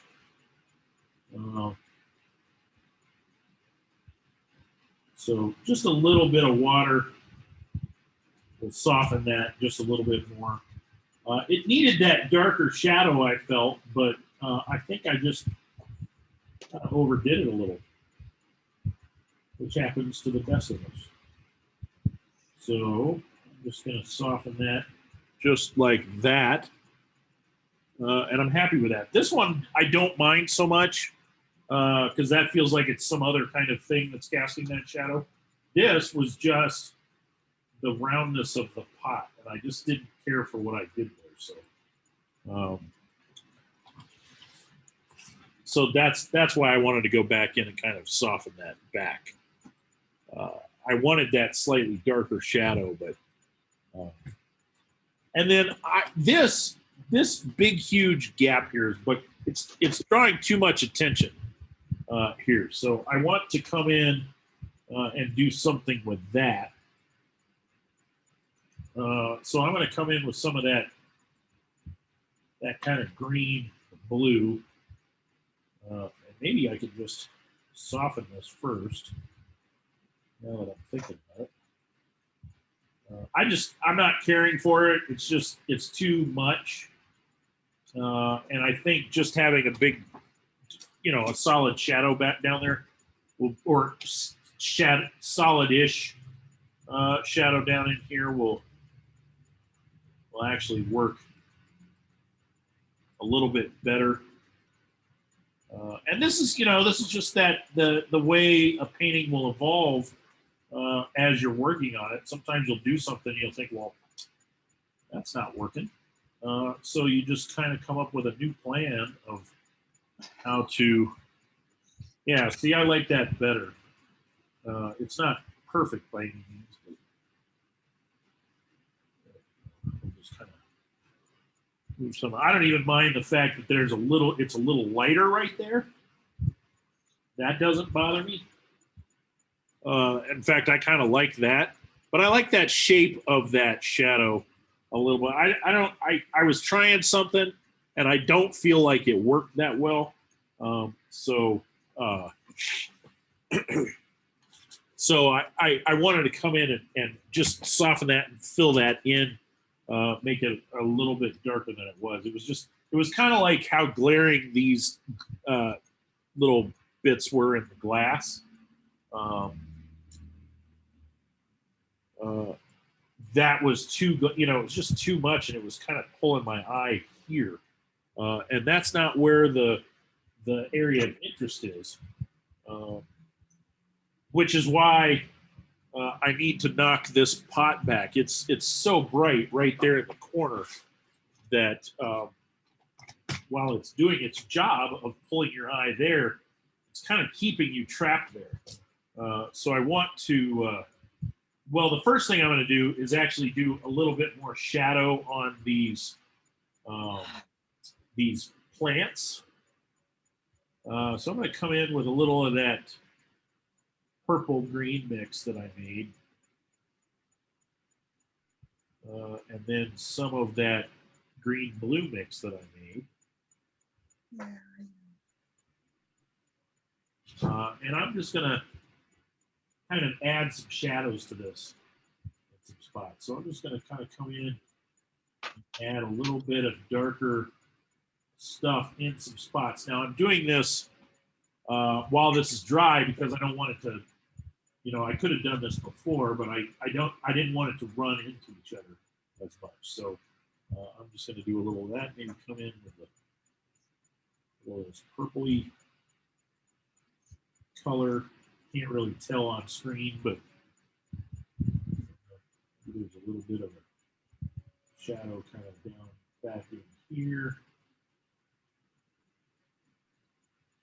Kind of a fake little. stem kind of shape. And basically, I'm just kind of, just making some darker sections of this. So I'm breaking this light green shape up. Let's come in with some of that blue green. Maybe this has got kind of a shape that's coming in like so.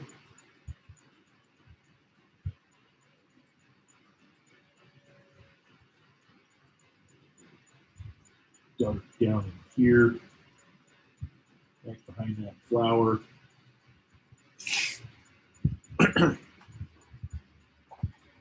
And before this gets too dry in some spots, I want to soften that edge just a bit by adding some water. I don't want it to be super runny like it was when we were painting initially, but I do want it softer in some spots. So particularly the further we get this direction. Soften some. So I have some hard edges and some soft edges in that. Let's see. I know that in theory this should be darker, but I like that. I like that contrast that's going on there, so I'm not going to make that darker. I'm going to make it darker down over here. So maybe that's a little bit of light coming across, hitting that.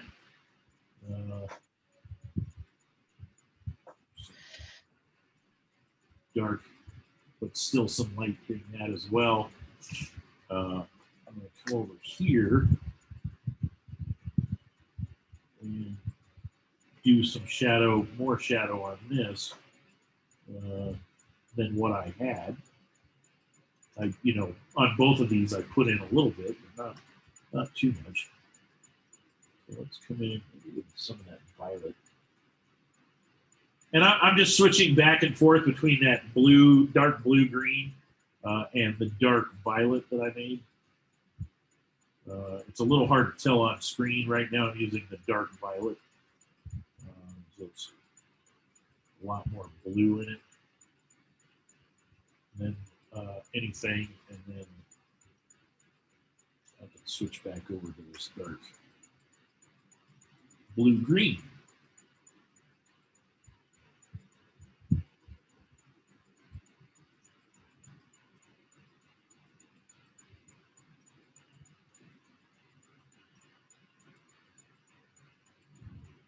It's just going to be kind of dark right in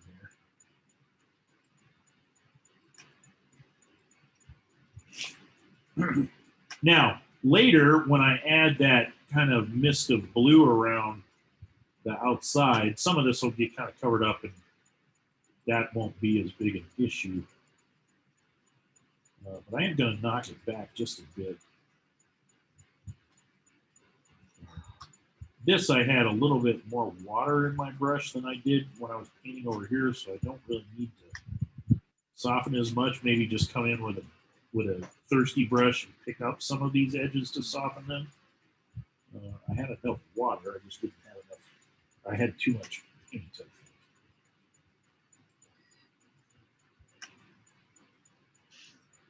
think. So that adds a little bit of dark on that. Let's see.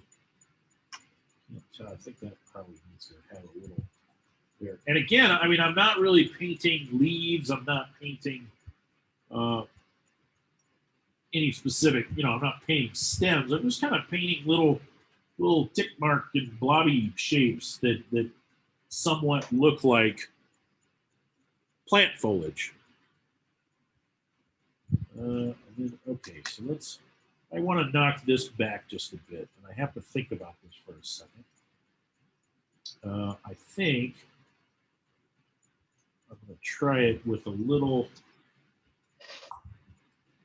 I'm going to try it with a little Scarlet Lake first. Well, no. That's cracker. Yeah, I think. Well, No, I'm going to use a little alizarin crimson. That's what I'm going to use. I'm going to use a little alizarin crimson. Not a lot. So it's going to be a real thin wash of alizarin crimson to kind of help knock this back. And if I get too much on there the first go, I can always add more water here. Oh, no, that's good. So you can see I just knocked that back just a bit. It still has that same kind of light, but it's just not quite as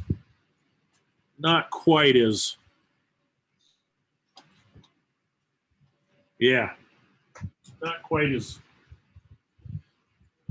well. Let's see. Too much light in there. There it is. I got a little bit too much, I think, up here. So I'm just going to take a piece of toilet paper that I kind of rolled up, kind of lift back out some of that. Yeah. So, but that helped knock it back. I think I could probably knock this back just a skosh as well.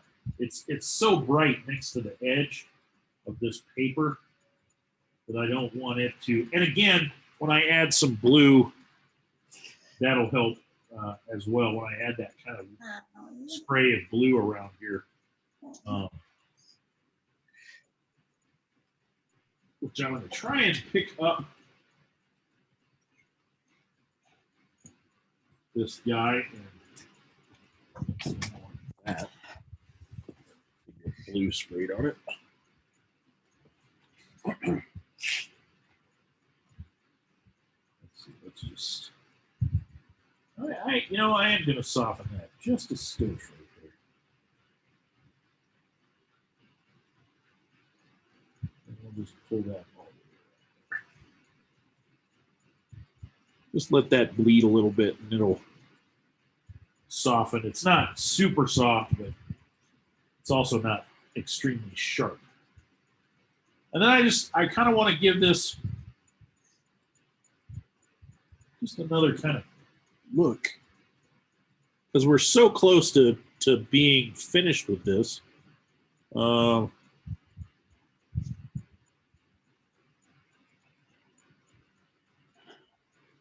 Let's see here.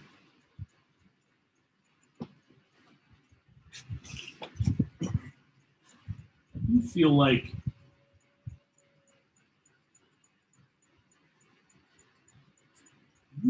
that got a little darker. So maybe if I come in here with this brush with just a wee bit of water and that rolled up piece of toilet paper that I have, and just kind of lift that back up. Now, see, now that's too late. But I could just add a little more water to it, and it'll bleed back over. And I think that'll be fine. Right now, it looks a little weird. Let me kind of dry it.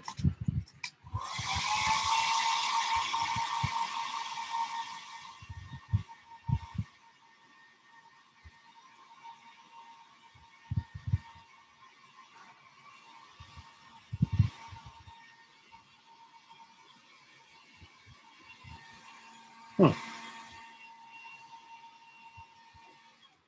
That's weird. What is that?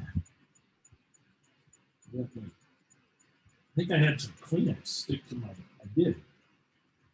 I had some Kleenex kind of stick to my paint right there. Couldn't figure out where this red was coming from, and it was coming from this little bit where I lifted that little alizarin crimson up. That's really funny. So let me just come in and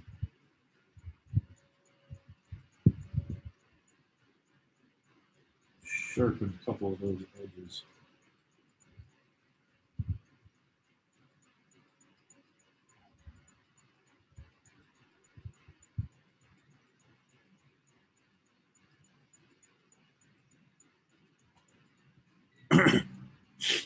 Just a skosh. Yeah.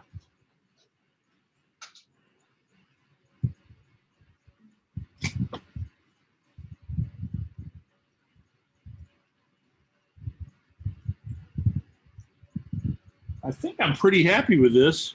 Let's see.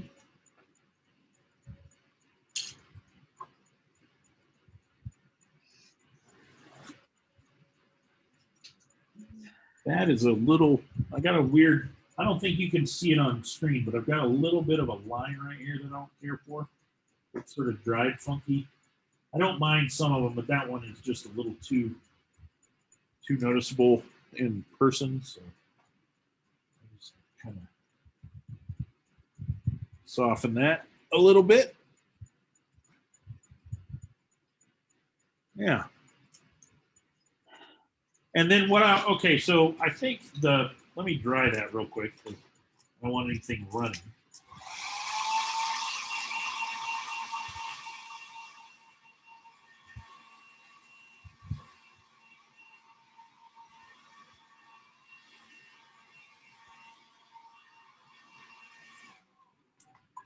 But then I'm going to, wow, somehow I took a screenshot of what I was doing without touching my phone. That was really weird. Let's see, what do I have in here? I'm going to add a little water. Just because we don't have a lot in here.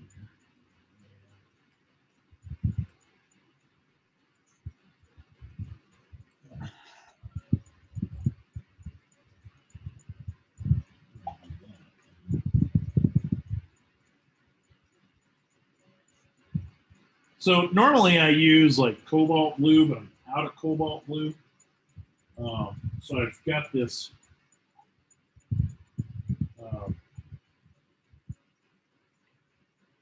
spray bottle full of, well, it's a mix of cobalt blue and a little Antwerp blue that I threw in there. So it's this guy. I just added a bunch of water, and now I'm gonna shake it up. Well, I added a little bit more paint to it too, so I have to shake it up really good before I use it. And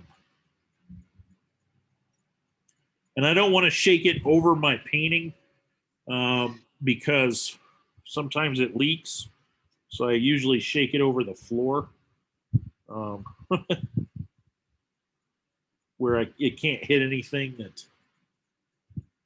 But I basically need to get all of the, I don't know if you can tell, all of the paint residue that was on the bottom. I need to get mixed up really good. And this Antwerp glue was real soft already, so I don't know why in particular. But what I am going to do is kind of, I'm going to take the top off and I'll show you. I'm going to stick it in my water and kind of make sure that the nozzle is pretty clean. I don't want it to get clogged up. And sometimes if I forget to clean it after I've used it,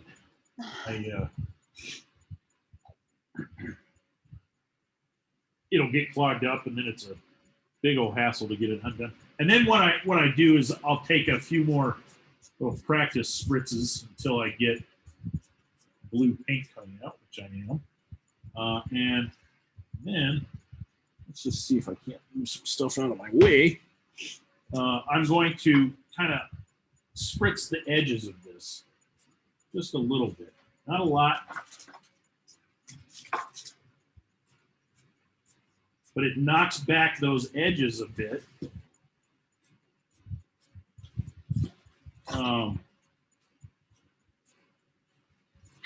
And helps really pull you in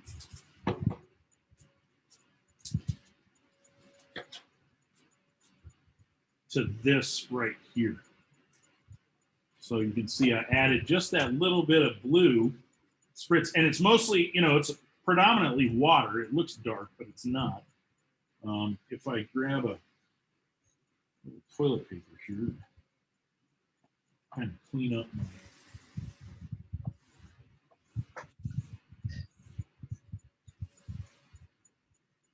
board a bit. But you can see it helped. Whoa. It helps if you, there we go. It helps if you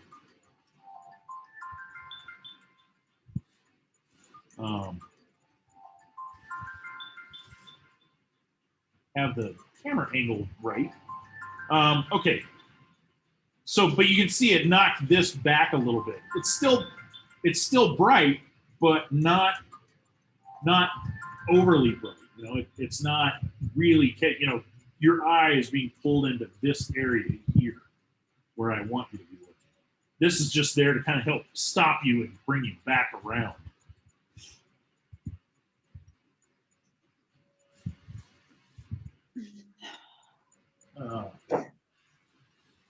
Yeah, and I think a little earlier than I planned, but I think that's good to go.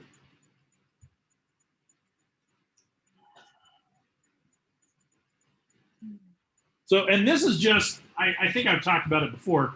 This isn't one of my special, you know, these bottles with the multi-size dot pattern. This is a fine mist sprayer. You can buy these at Hobby Lobby. You know, some of them, this is one that's a fine mist sprayer.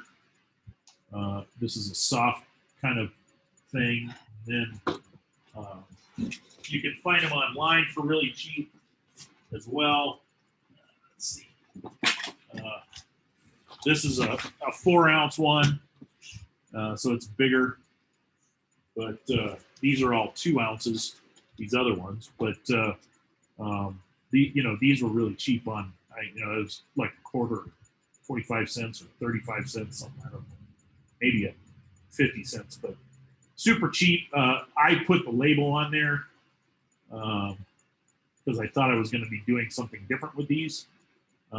So all that is just a paper label, but this is just a run-of-the-mill spray bottle with.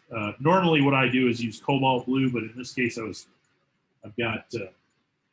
There was a touch of cobalt still in there, but then I added a little bit of Antwerp blue, which is actually a little darker than cobalt, but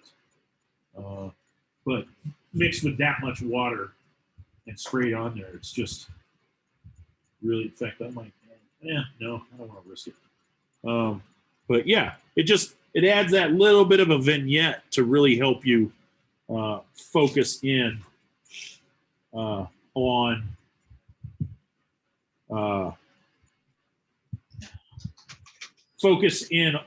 your area that you really want people to look at, and that's this kind of area for me. That's where I want people to look at. Any questions? Do you want me to wait for you guys to, you know, we can wait for a little bit, and then we can maybe do a little. I can look at y'all's work, or I can start looking at y'all's work now, and as if anybody needs to catch up, they can paint while we're chatting about it. Does that sound good to you guys? I definitely need to catch up. Okay, well, I can wait a little bit. We can wait, and then I can, because we've got 40 minutes. Hey, Michael, I can show you mine while we're waiting if you want to look. Sure. Yeah, we can do that. Let me see. Let me get unhidden here. Can you see it? No, I don't think your camera's on. Okay, hang on.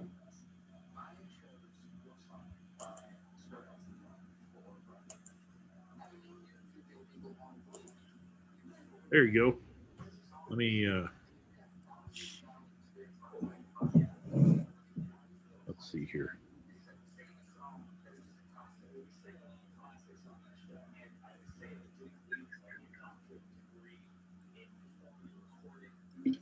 All right, I got it.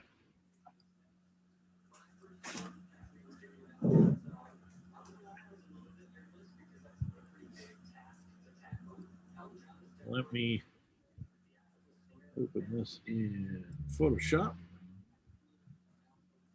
Close that.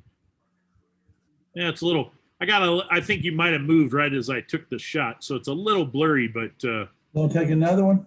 well, we could try, yeah, if you want. 'Cause it didn't look that blurry, yeah, when you were holding. I think I just took the shot and all right, hold it still. Got it. All right, let's try this one.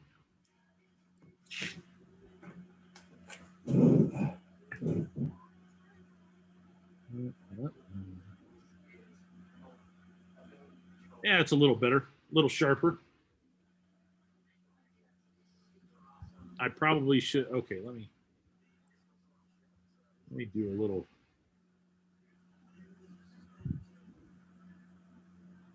Do a little. I'm gonna do a little Photoshop magic here. I'll go ahead and share my screen just so it's not warped.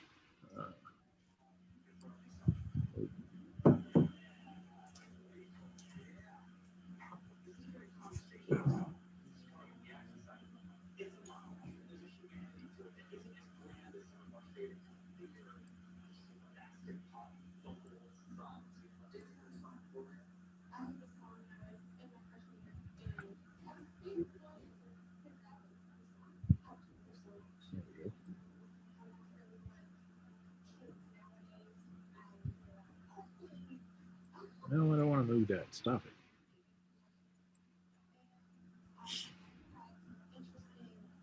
I must not have the guides locked. All right. Let's just crop that back.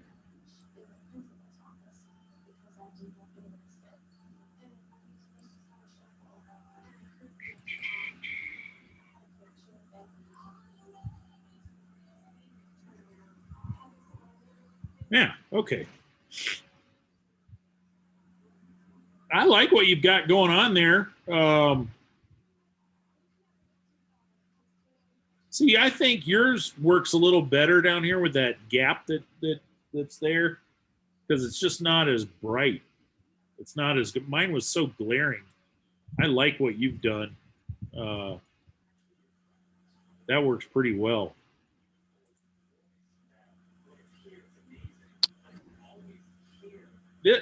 The foliage might be a little dark, but that's not a big deal. And it could just be because, lighting is never optimal for this kind of thing, unless you're looking at it in person. That, although I don't mind that it blends in with the shadow a little bit, that's kind of fun that it kind of gets lost there.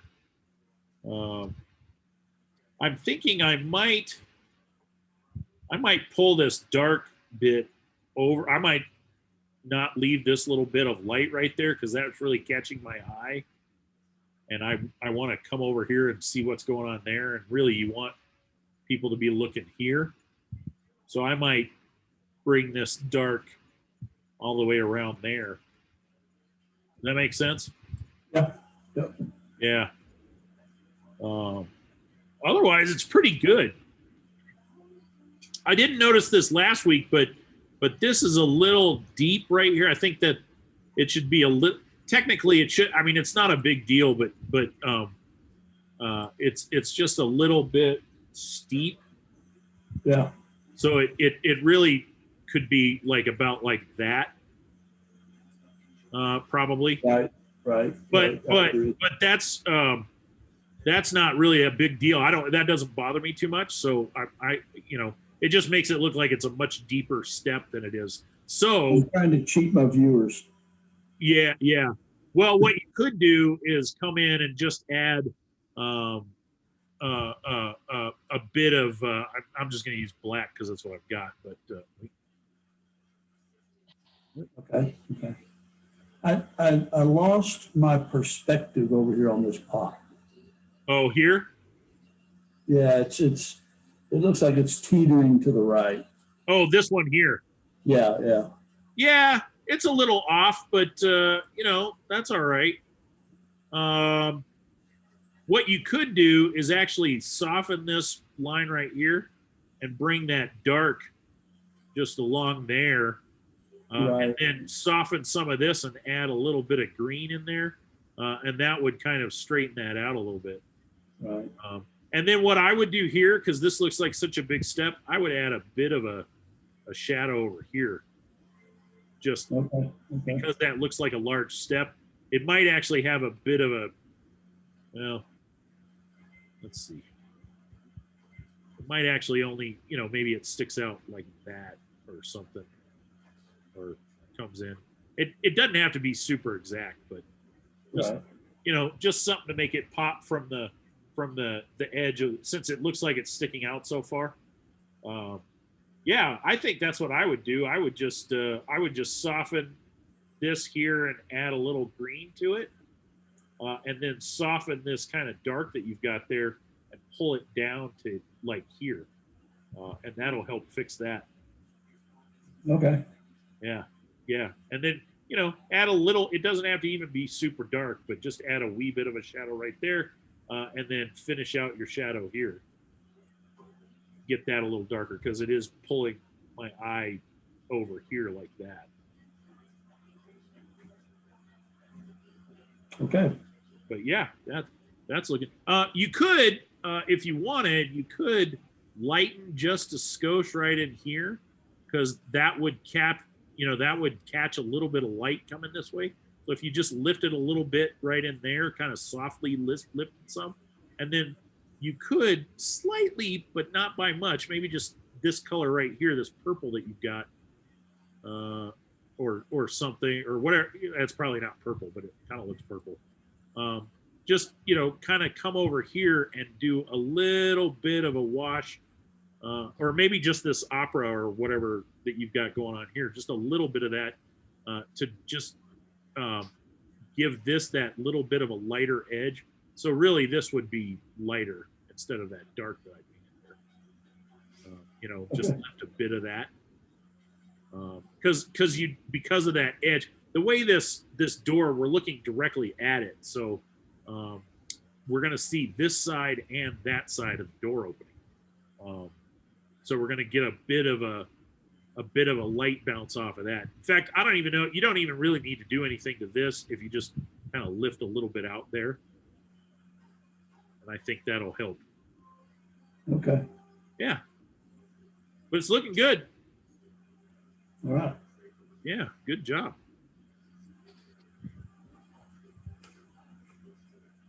Anybody else ready, or do you want to wait for a little bit? I'm okay with. I'm almost ready for you to look at mine. Okay. Hey, if I can get my camera to work, I'll show you my glorified outhouse.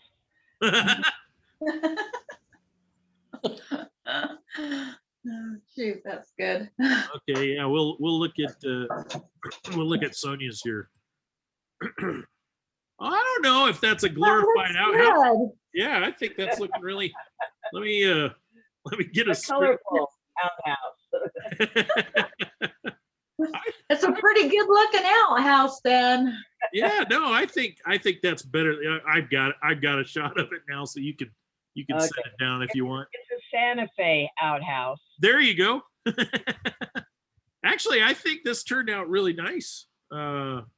You got some good contrast. Let me see if I can open it here. There we go. Let's see. Let me unwarp it just a bit because it's got a bit of a.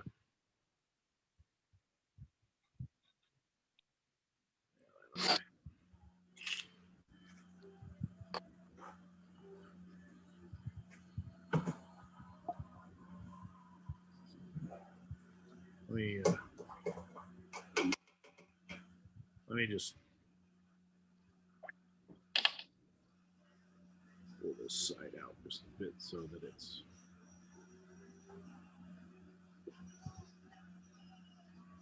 not quite as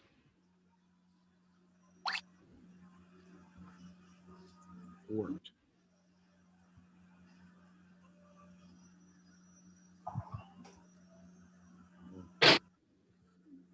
There we go. Honestly, I'm just gonna crop it down to the edge of the paint or tape. There's actually, I think there was a little bit on the bottom that I might have missed with the screenshot, but Yeah, this is just a shadow. I yeah. didn't have enough room for another flower pot.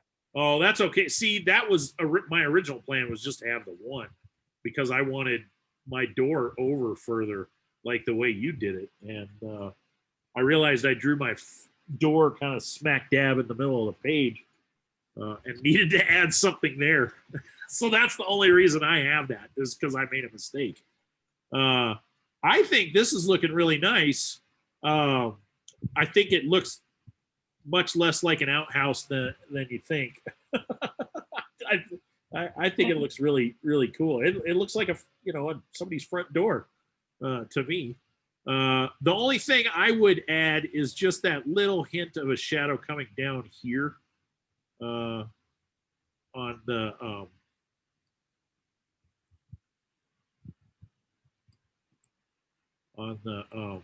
I would just get some of this.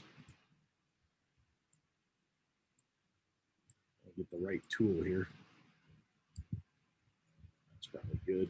And I don't have any hardness. And I would just, oops, that's not good. Let's try. There we go. I would just darken. Well, I need it. That's what I was working on. Yeah. I would just pull that, that shadow down along there. I'm not doing a very good job of painting it on here. But you kind of get the idea. Yeah. Just pull that down. That'll help push that door back even more into that space a little bit. In fact, I probably made that too big. It probably doesn't need to be as big as I made it. But really, and then maybe just add a little bit more, a little bit more darks onto parts of this plant. Okay. I think trying to figure out what I'm doing here. There we go. I think if you just kind of, well, I don't want to take a brush like that. If you just pull in a little bit of dark, because there'd be a bit of shadow on some of this. So just, it doesn't have to be a lot, just a little bit of hint of that. Don't do it like I just did it. I'm just kind of giving you an idea. It's really hard to paint with Photoshop, Right. in my opinion, or at least on other paint. It's not as, I just don't do it as well as I do with a brush. There are people who can paint with Photoshop quite well, but I am not one of them. I think, but adding just a bit of, shadow in some of this will help kind of give that a little more volume. Thank you. Yeah, but really, this looks really nice. You should be proud of it. I love my outhouse.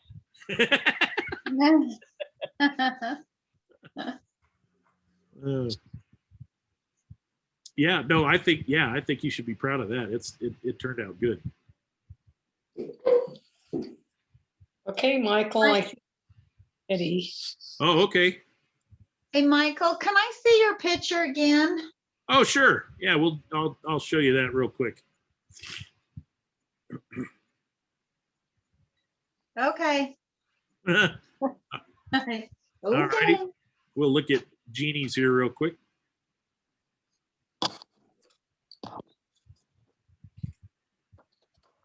Yeah. Oh. Hey, where am I? Yeah, just pull it back a little bit more. Right there. Oh, that looks good, Jeannie. Yeah. Hey, Yeah, this looks really nice. That All is right, I got it.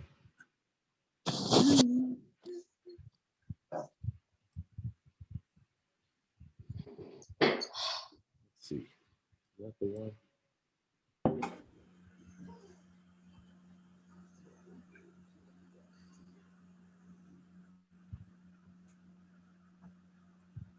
I don't know, it looks kind of lopsided now that I pick it up and look at it. Oh. No, I don't think it's that. I don't think it is. Let me share the screen here, and I'll yeah, there we go. I can kind of do a little.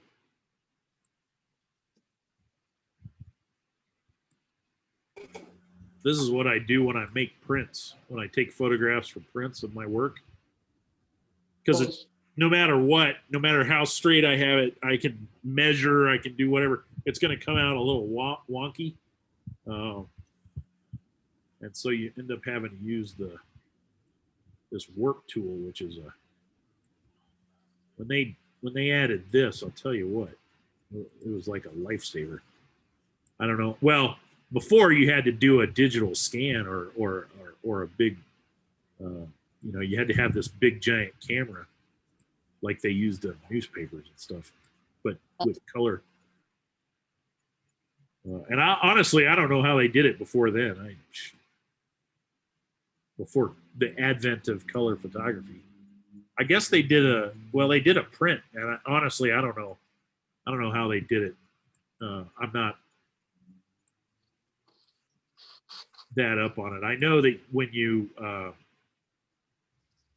had prints made prior to being able to do giclées, which is what I do now, you'd have to have a run of like 250 or 500 just to make it work, and then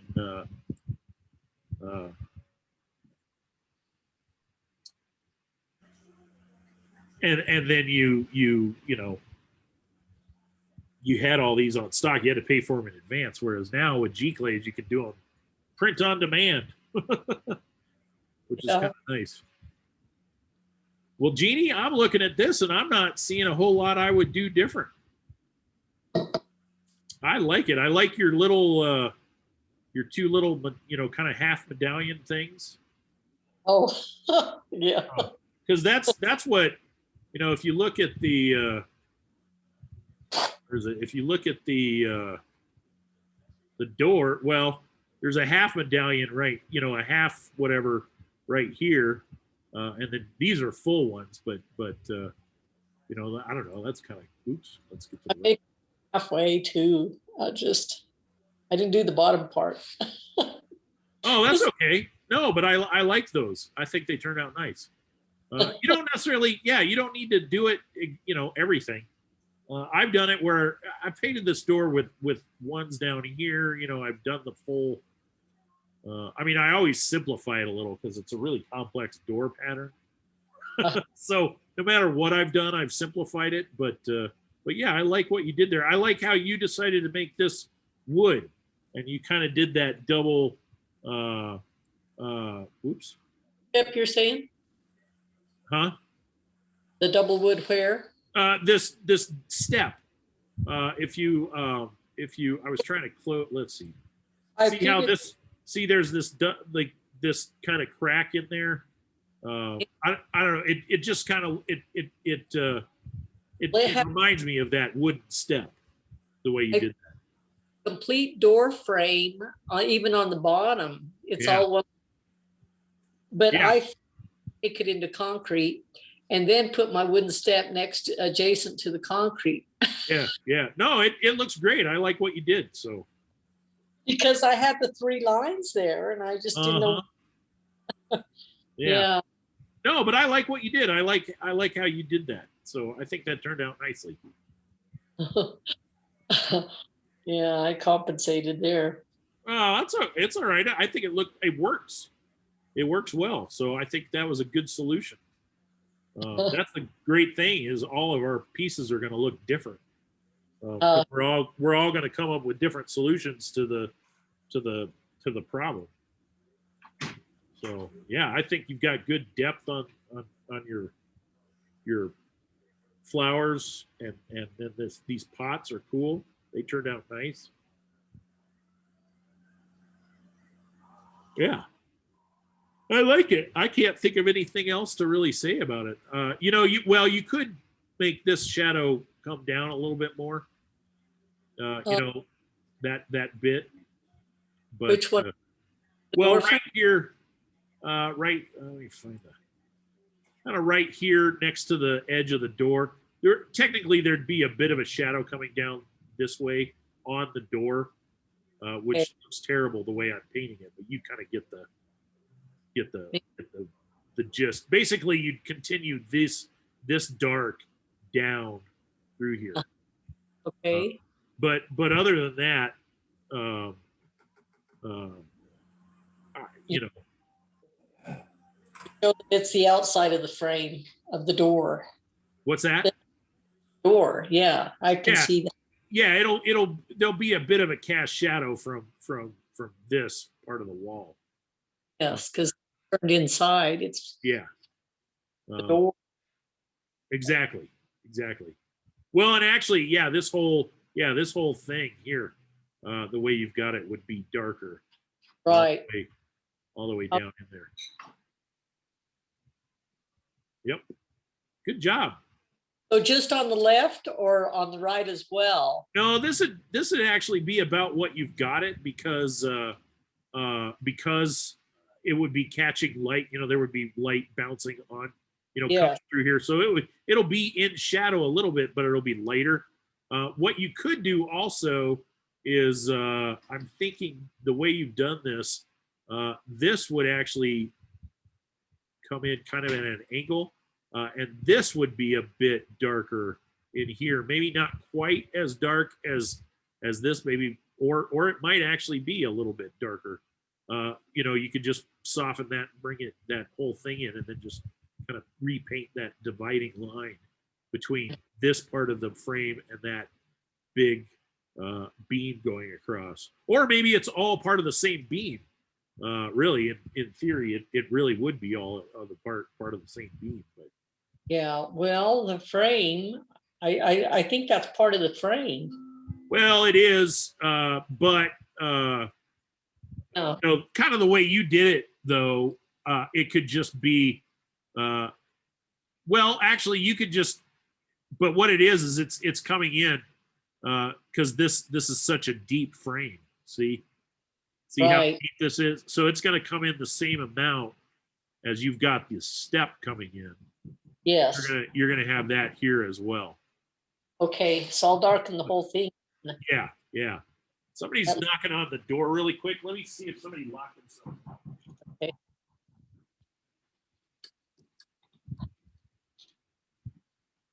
Yeah, Chris locked himself out. Let me go.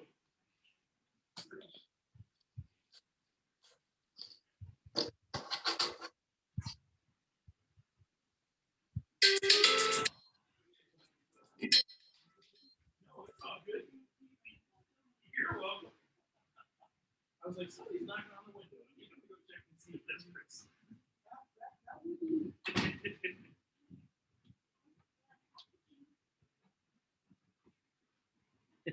Yep, they locked themselves out. Yeah, so I think that would really be. Where did I'm still on the. Lost my tree. Yeah, I think just by darkening that and then darkening, this wouldn't be quite as dark as what you've got up here. I think this would be, or actually this would be a little lighter than this one because there'll be light bouncing up off of things onto this. So this could be a little bit lighter dark than this this whole board here. Does that make sense? Yes. Okay, good. Sometimes I say something and I think, well, that doesn't make any sense. All right. Thank you, Michael. You're welcome. Yeah, you have that nice deep kind of doorway thing going on there.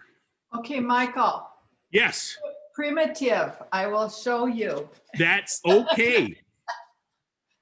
Let's Oh see. yeah, that's looking really nice. Let me grab a shot. Hold it right there. Very nice. Yeah. All right, I got it.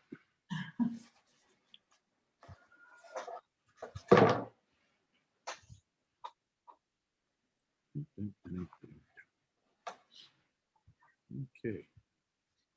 Well, and you were holding yours so straight, I don't even have to work any cropping magic. let me share this here. Yeah.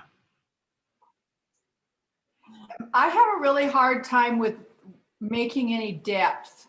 It looks pretty flat. Yeah. So part of that, there's a couple of things. Whoa. Let me add a new layer because I'm going to draw on this and I don't want to, well, I guess it doesn't really matter because it's just a screenshot. It's not like your actual Right. painting, but sometimes I like, so I think part of what's causing that is, so your shadow, you don't have a nice, like you have this nice dark shadow here, but this is all really light. Like it should actually, see how dark your shadow is down here at the bottom? Right. This shadow should be that same darkness, that same value. So I would come in with a shadow there, and then this is going to come in down here, and then this is going to end. Is it going to indent? Yeah, it's going to indent a little bit. I may have done mine opposite. I think I did, but it doesn't really matter. But this is going to come in, you know, like that, and then you can pull and really, you're going to help. You're going to put another fairly sharp, you know, kind of line of shadow here. Let me. Really, here's why I like to do this, because I won't erase your painting where I'm drawing. No, you won't. So that's why I like to do the new layer. So this will all be, you know, like dark. Oh. And all of this will be fairly dark. You know, you're still going to see that detail through there, so you don't want it so dark, but that'll help push the door back a little bit more. And then if you thicken some of these lines, like this line here. Okay. And this line here.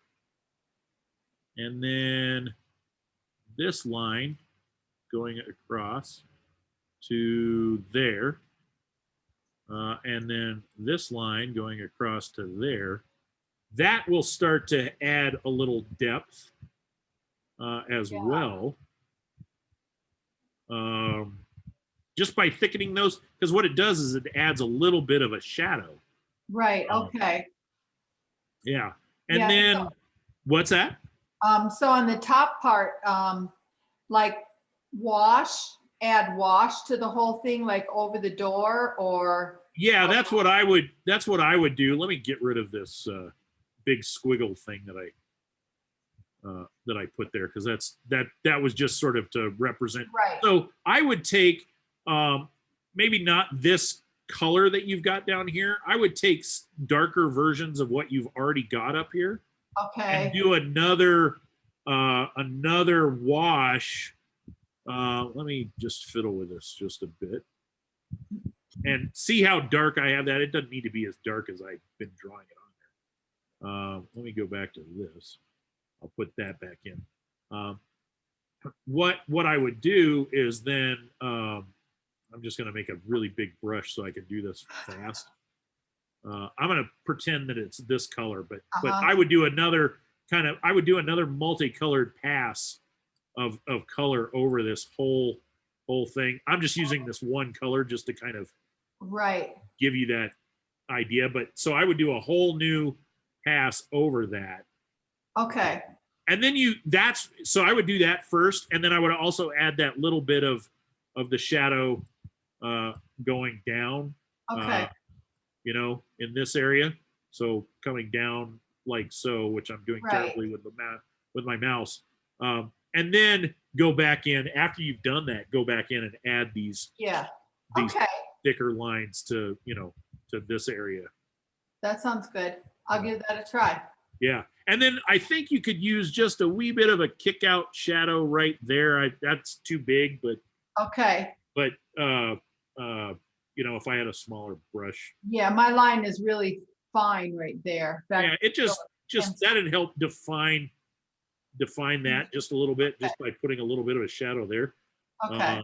but I think you really have, and what I might do is I might kick this shadow down Okay, and do a little bit here just to help pull, pull right, your eye back up into, this way. You'll yeah, be coming along because this is so bright and nice that you start following that, the contrast of that line.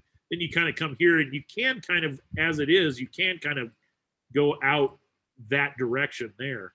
But by pulling this shadow down, that gives a stopping point and people come back over here and go, oh, well, this is really neat. yeah, okay. Great, So, yeah. okay, This could almost be just a skosh darker, this shadow. okay, And then just lift just like a little tiny, after you paint it a little darker, just come back in and just lift a little tiny blob out. okay. to I kept doing that and I ended up lifting too much every time. Oh, yeah. So paint it down, make sure it's all the way dry, and then just use a really tiny little brush. Okay, And I think you'll be in good shape. But this is really, I think, it's not as primitive as you think. I think it looks, just looking at it, I think you're really there. You just need to push this Okay. dark a little bit more. sounds good. I'll do that. Thank you. You're welcome. Yeah.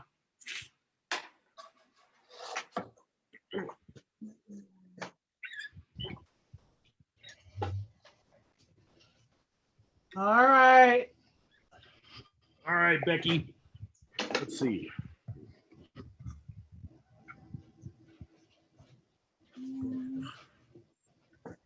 Do I have it? No. Yeah, your light is, can you move it over to your left just a bit more? Because it's your ceiling fan light there is, oh, that might help actually. How about I move this way? Oh yeah, that'd help. Your light back there was so bright that that it was causing a really bad glare on it. So yeah, just hold it right there. Yep, perfect. Right there. Got it. Okie dokie. Looks good, Becky. Yeah. Well, Let's see here. it's got a lot of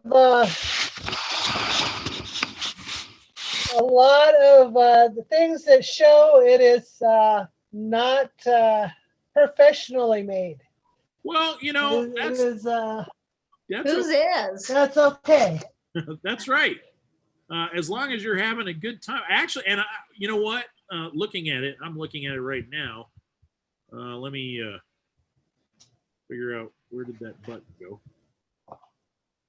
My light fixture is definitely a little askew, which is fine. And That's I thought okay. the picture, I was looking at yours and I saw the tape over there on the left-hand side. So I left a space on the left-hand side of the picture. Oh, So my pot is indented. well, that's okay. That's when you just crop it.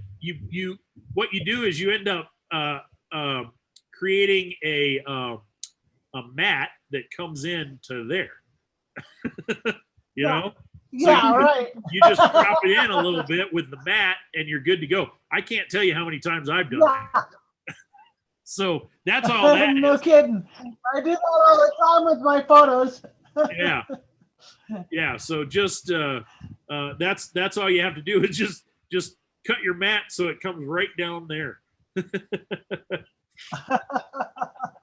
Yeah, really, this is looking nice. This is looking nice. I might pull this just because I might pull this shadow in up here a little bit. And then you could have a little fun with it coming across like that. And that would help. Because right now it's just kind of a thin sliver. Well, and I may have missed part of the painting too, but it's kind of a thin sliver. So I might even just pull it up so it's a little bit bigger shadow, and then it comes up because that's the edge of the wall there, right? Oh yeah, you missed part of the the photo. You missed part of the bottom of the picture, Oh, did I? but that's okay. Yeah. But so if I miss, I may have accidentally not shot part of it or something. I was trying to get all of it. I may have not. But that's an option. You don't necessarily have to do that.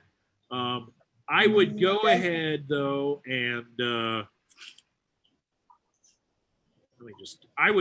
this does need a little bit of a shadow on the side of this guy here. Just to, because there's some light there and I'm doing a terrible job of drawing it on there. But he needs a little bit of a I don't cast see shadow. where you are. What's that? I don't see where you are. Oh, right here. See this little purple guy that here, I'll hide it. So right here for the light hanging down, for the porch Oh, light. for the light. Okay. Yeah, it needs a little bit of a cast shadow over here. I didn't do a very good job of drawing it. But then if you, Well, I have a teeny one, but it needs more. yeah, I would make it a little bit bigger because this shadow is so big. This would be a little bit, and then just kind of lift, just come in and go, whoop, and that'll be that light passing through the, if you just lift it, paint it down, let it dry out all the way, and then come back in with the water on your brush and just put a little water down and then lift it. I've shown you guys how to do that, right? Okay. With the towel or Yeah. yeah. So that's what I think that's really all it needs. Well, you could put a little bit of a stronger shadow off your doorknob too, a little bit bigger shadow coming down there, just to give it a little more depth. Okay. That'll give that doorknob a little more depth and push it forward a little bit more. But I think this is looking really nice. You're doing a great job. Yeah.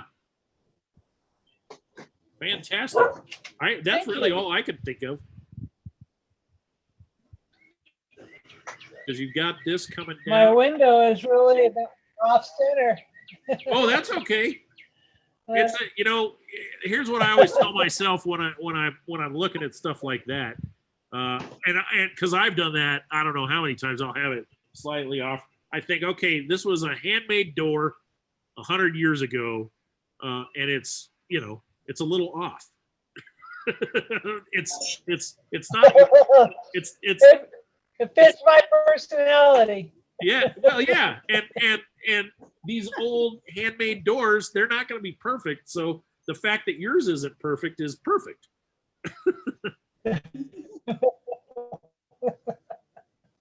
So yeah, that's. Alrighty. I think that's you're doing great. Oh, what happened here? Oh, apparently Alrighty then. Yeah, there we go. Thank you. Okay, I guess I'm gonna be as ready as I'm gonna be. All righty.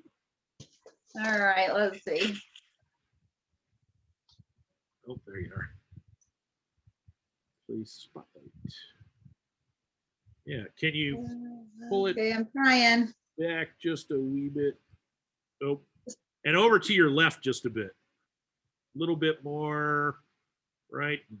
Oh, back over a little to the left. No, to the left. The other left. The other way. I think that's your left, right? No. Let me see. Let me come back. Keep going. A little bit more that way. Keep going. Right. Perfect. You had a bit of a glare back there. I know it's the light. Yeah. So, but you covered it up. That worked perfect. So I got it. You can Drop it. Yep. You can put it down. All right. Good enough. Yeah. No, it was just because of the light. I know that light is awful, but I have to have it. Well, yeah. You definitely have to have it. I have like 3. I don't know if you guys can see. I have 3 lights set up over mine, and I still can't get rid of some of the glare that happens on it. But I think it makes it lights it up just a little bit better than it was. Mm. So let me crop this down like so. And I'm going to, let's see. I think yours is close enough. I don't need to really straighten it out too much. Kathy, I think this is looking really nice. I like what you've done here. Well, that shadow, I didn't have a pot there, so I tried to put a shadow and it was like, I don't know what I'm doing, but here goes. I think it's all right. I might trying to think what I would do.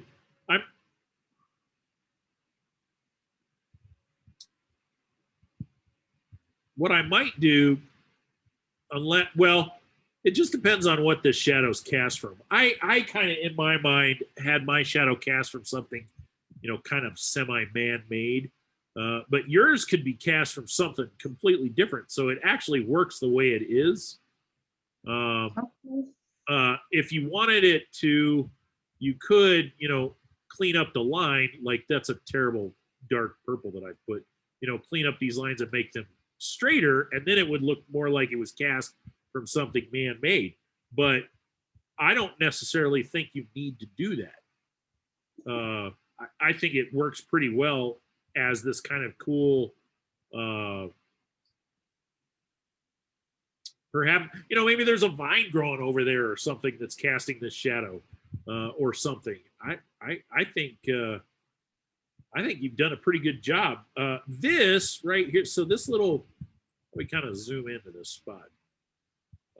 This blue right here isn't blending real good, and you've got a little bit of that. What I might do is just come back in with a little more of that blue and some of this purple and just kind of blend it. Like it's going okay this way. It's just kind of just this little blob of that blue. So I might just see if you can't pull some of it further down into here and blend it in with this purple. Okay. Just there, just so it's not just that blob of blue. I might even pull some of it further down into here. I do like what you've got going on here, this green and this stuff on the step. I think that looks really, really good. So really, overall, I think this is quite nice. It's just these minor little tiny things. Well, really just that little bit of blue there which I did. Yeah, I put the blue in and then it just kind of ran. And so that's why it looks so dark right there. So I'll bring that more down. Just see if you can't pull it down. Just take water and just see if you can't work it down a little bit, just with some water. Okay. But your door is looking really nice. You did both of these little, what are they? What are rosettes? That's what I was calling. The kind of rosette kind of things. I like how you did. You kind of made two panels of that, and I like how you did. My door ended up being much squatter and wider than the actual door that I was using as inspiration, where a lot of you guys are getting that tall, thin door that really is kind of one of the things that attracted me to that door. But for some reason, for this painting, I made it fat. So I don't know. But yeah, this is looking really good. Thank you. I'll fix those things. Yeah, just a couple minor little things. Really, honestly, I don't know that I would do anything with this shadow. I might, just because I might kind of bring it out a little bit here. Oh, okay. I can see that. Just to kind of pull it back in. It was coming up kind of straight. But I like the way you chose to do this as kind of a natural jaggedy shape. It could be a vine or anything. Yes. Maybe it's a tree trunk or a tree, sticking up there and causing this part of this shadow. But yeah, I would just, what did I do there? I don't know. I would just, I'd just pull it in. I think that would be the only thing I would do to this shadow. Okay. That sounds like nicely a good deal. Yeah. Great job. Thank you. You're welcome. Anybody else? Have I looked at everybody's? I think I have. I think I looked at everybody's, didn't I? All right. Well, what's that? I said you did. You saw mine. Okay. Yeah. Done, I guess. Cool. Well, and it's, after 9, so that worked out good. I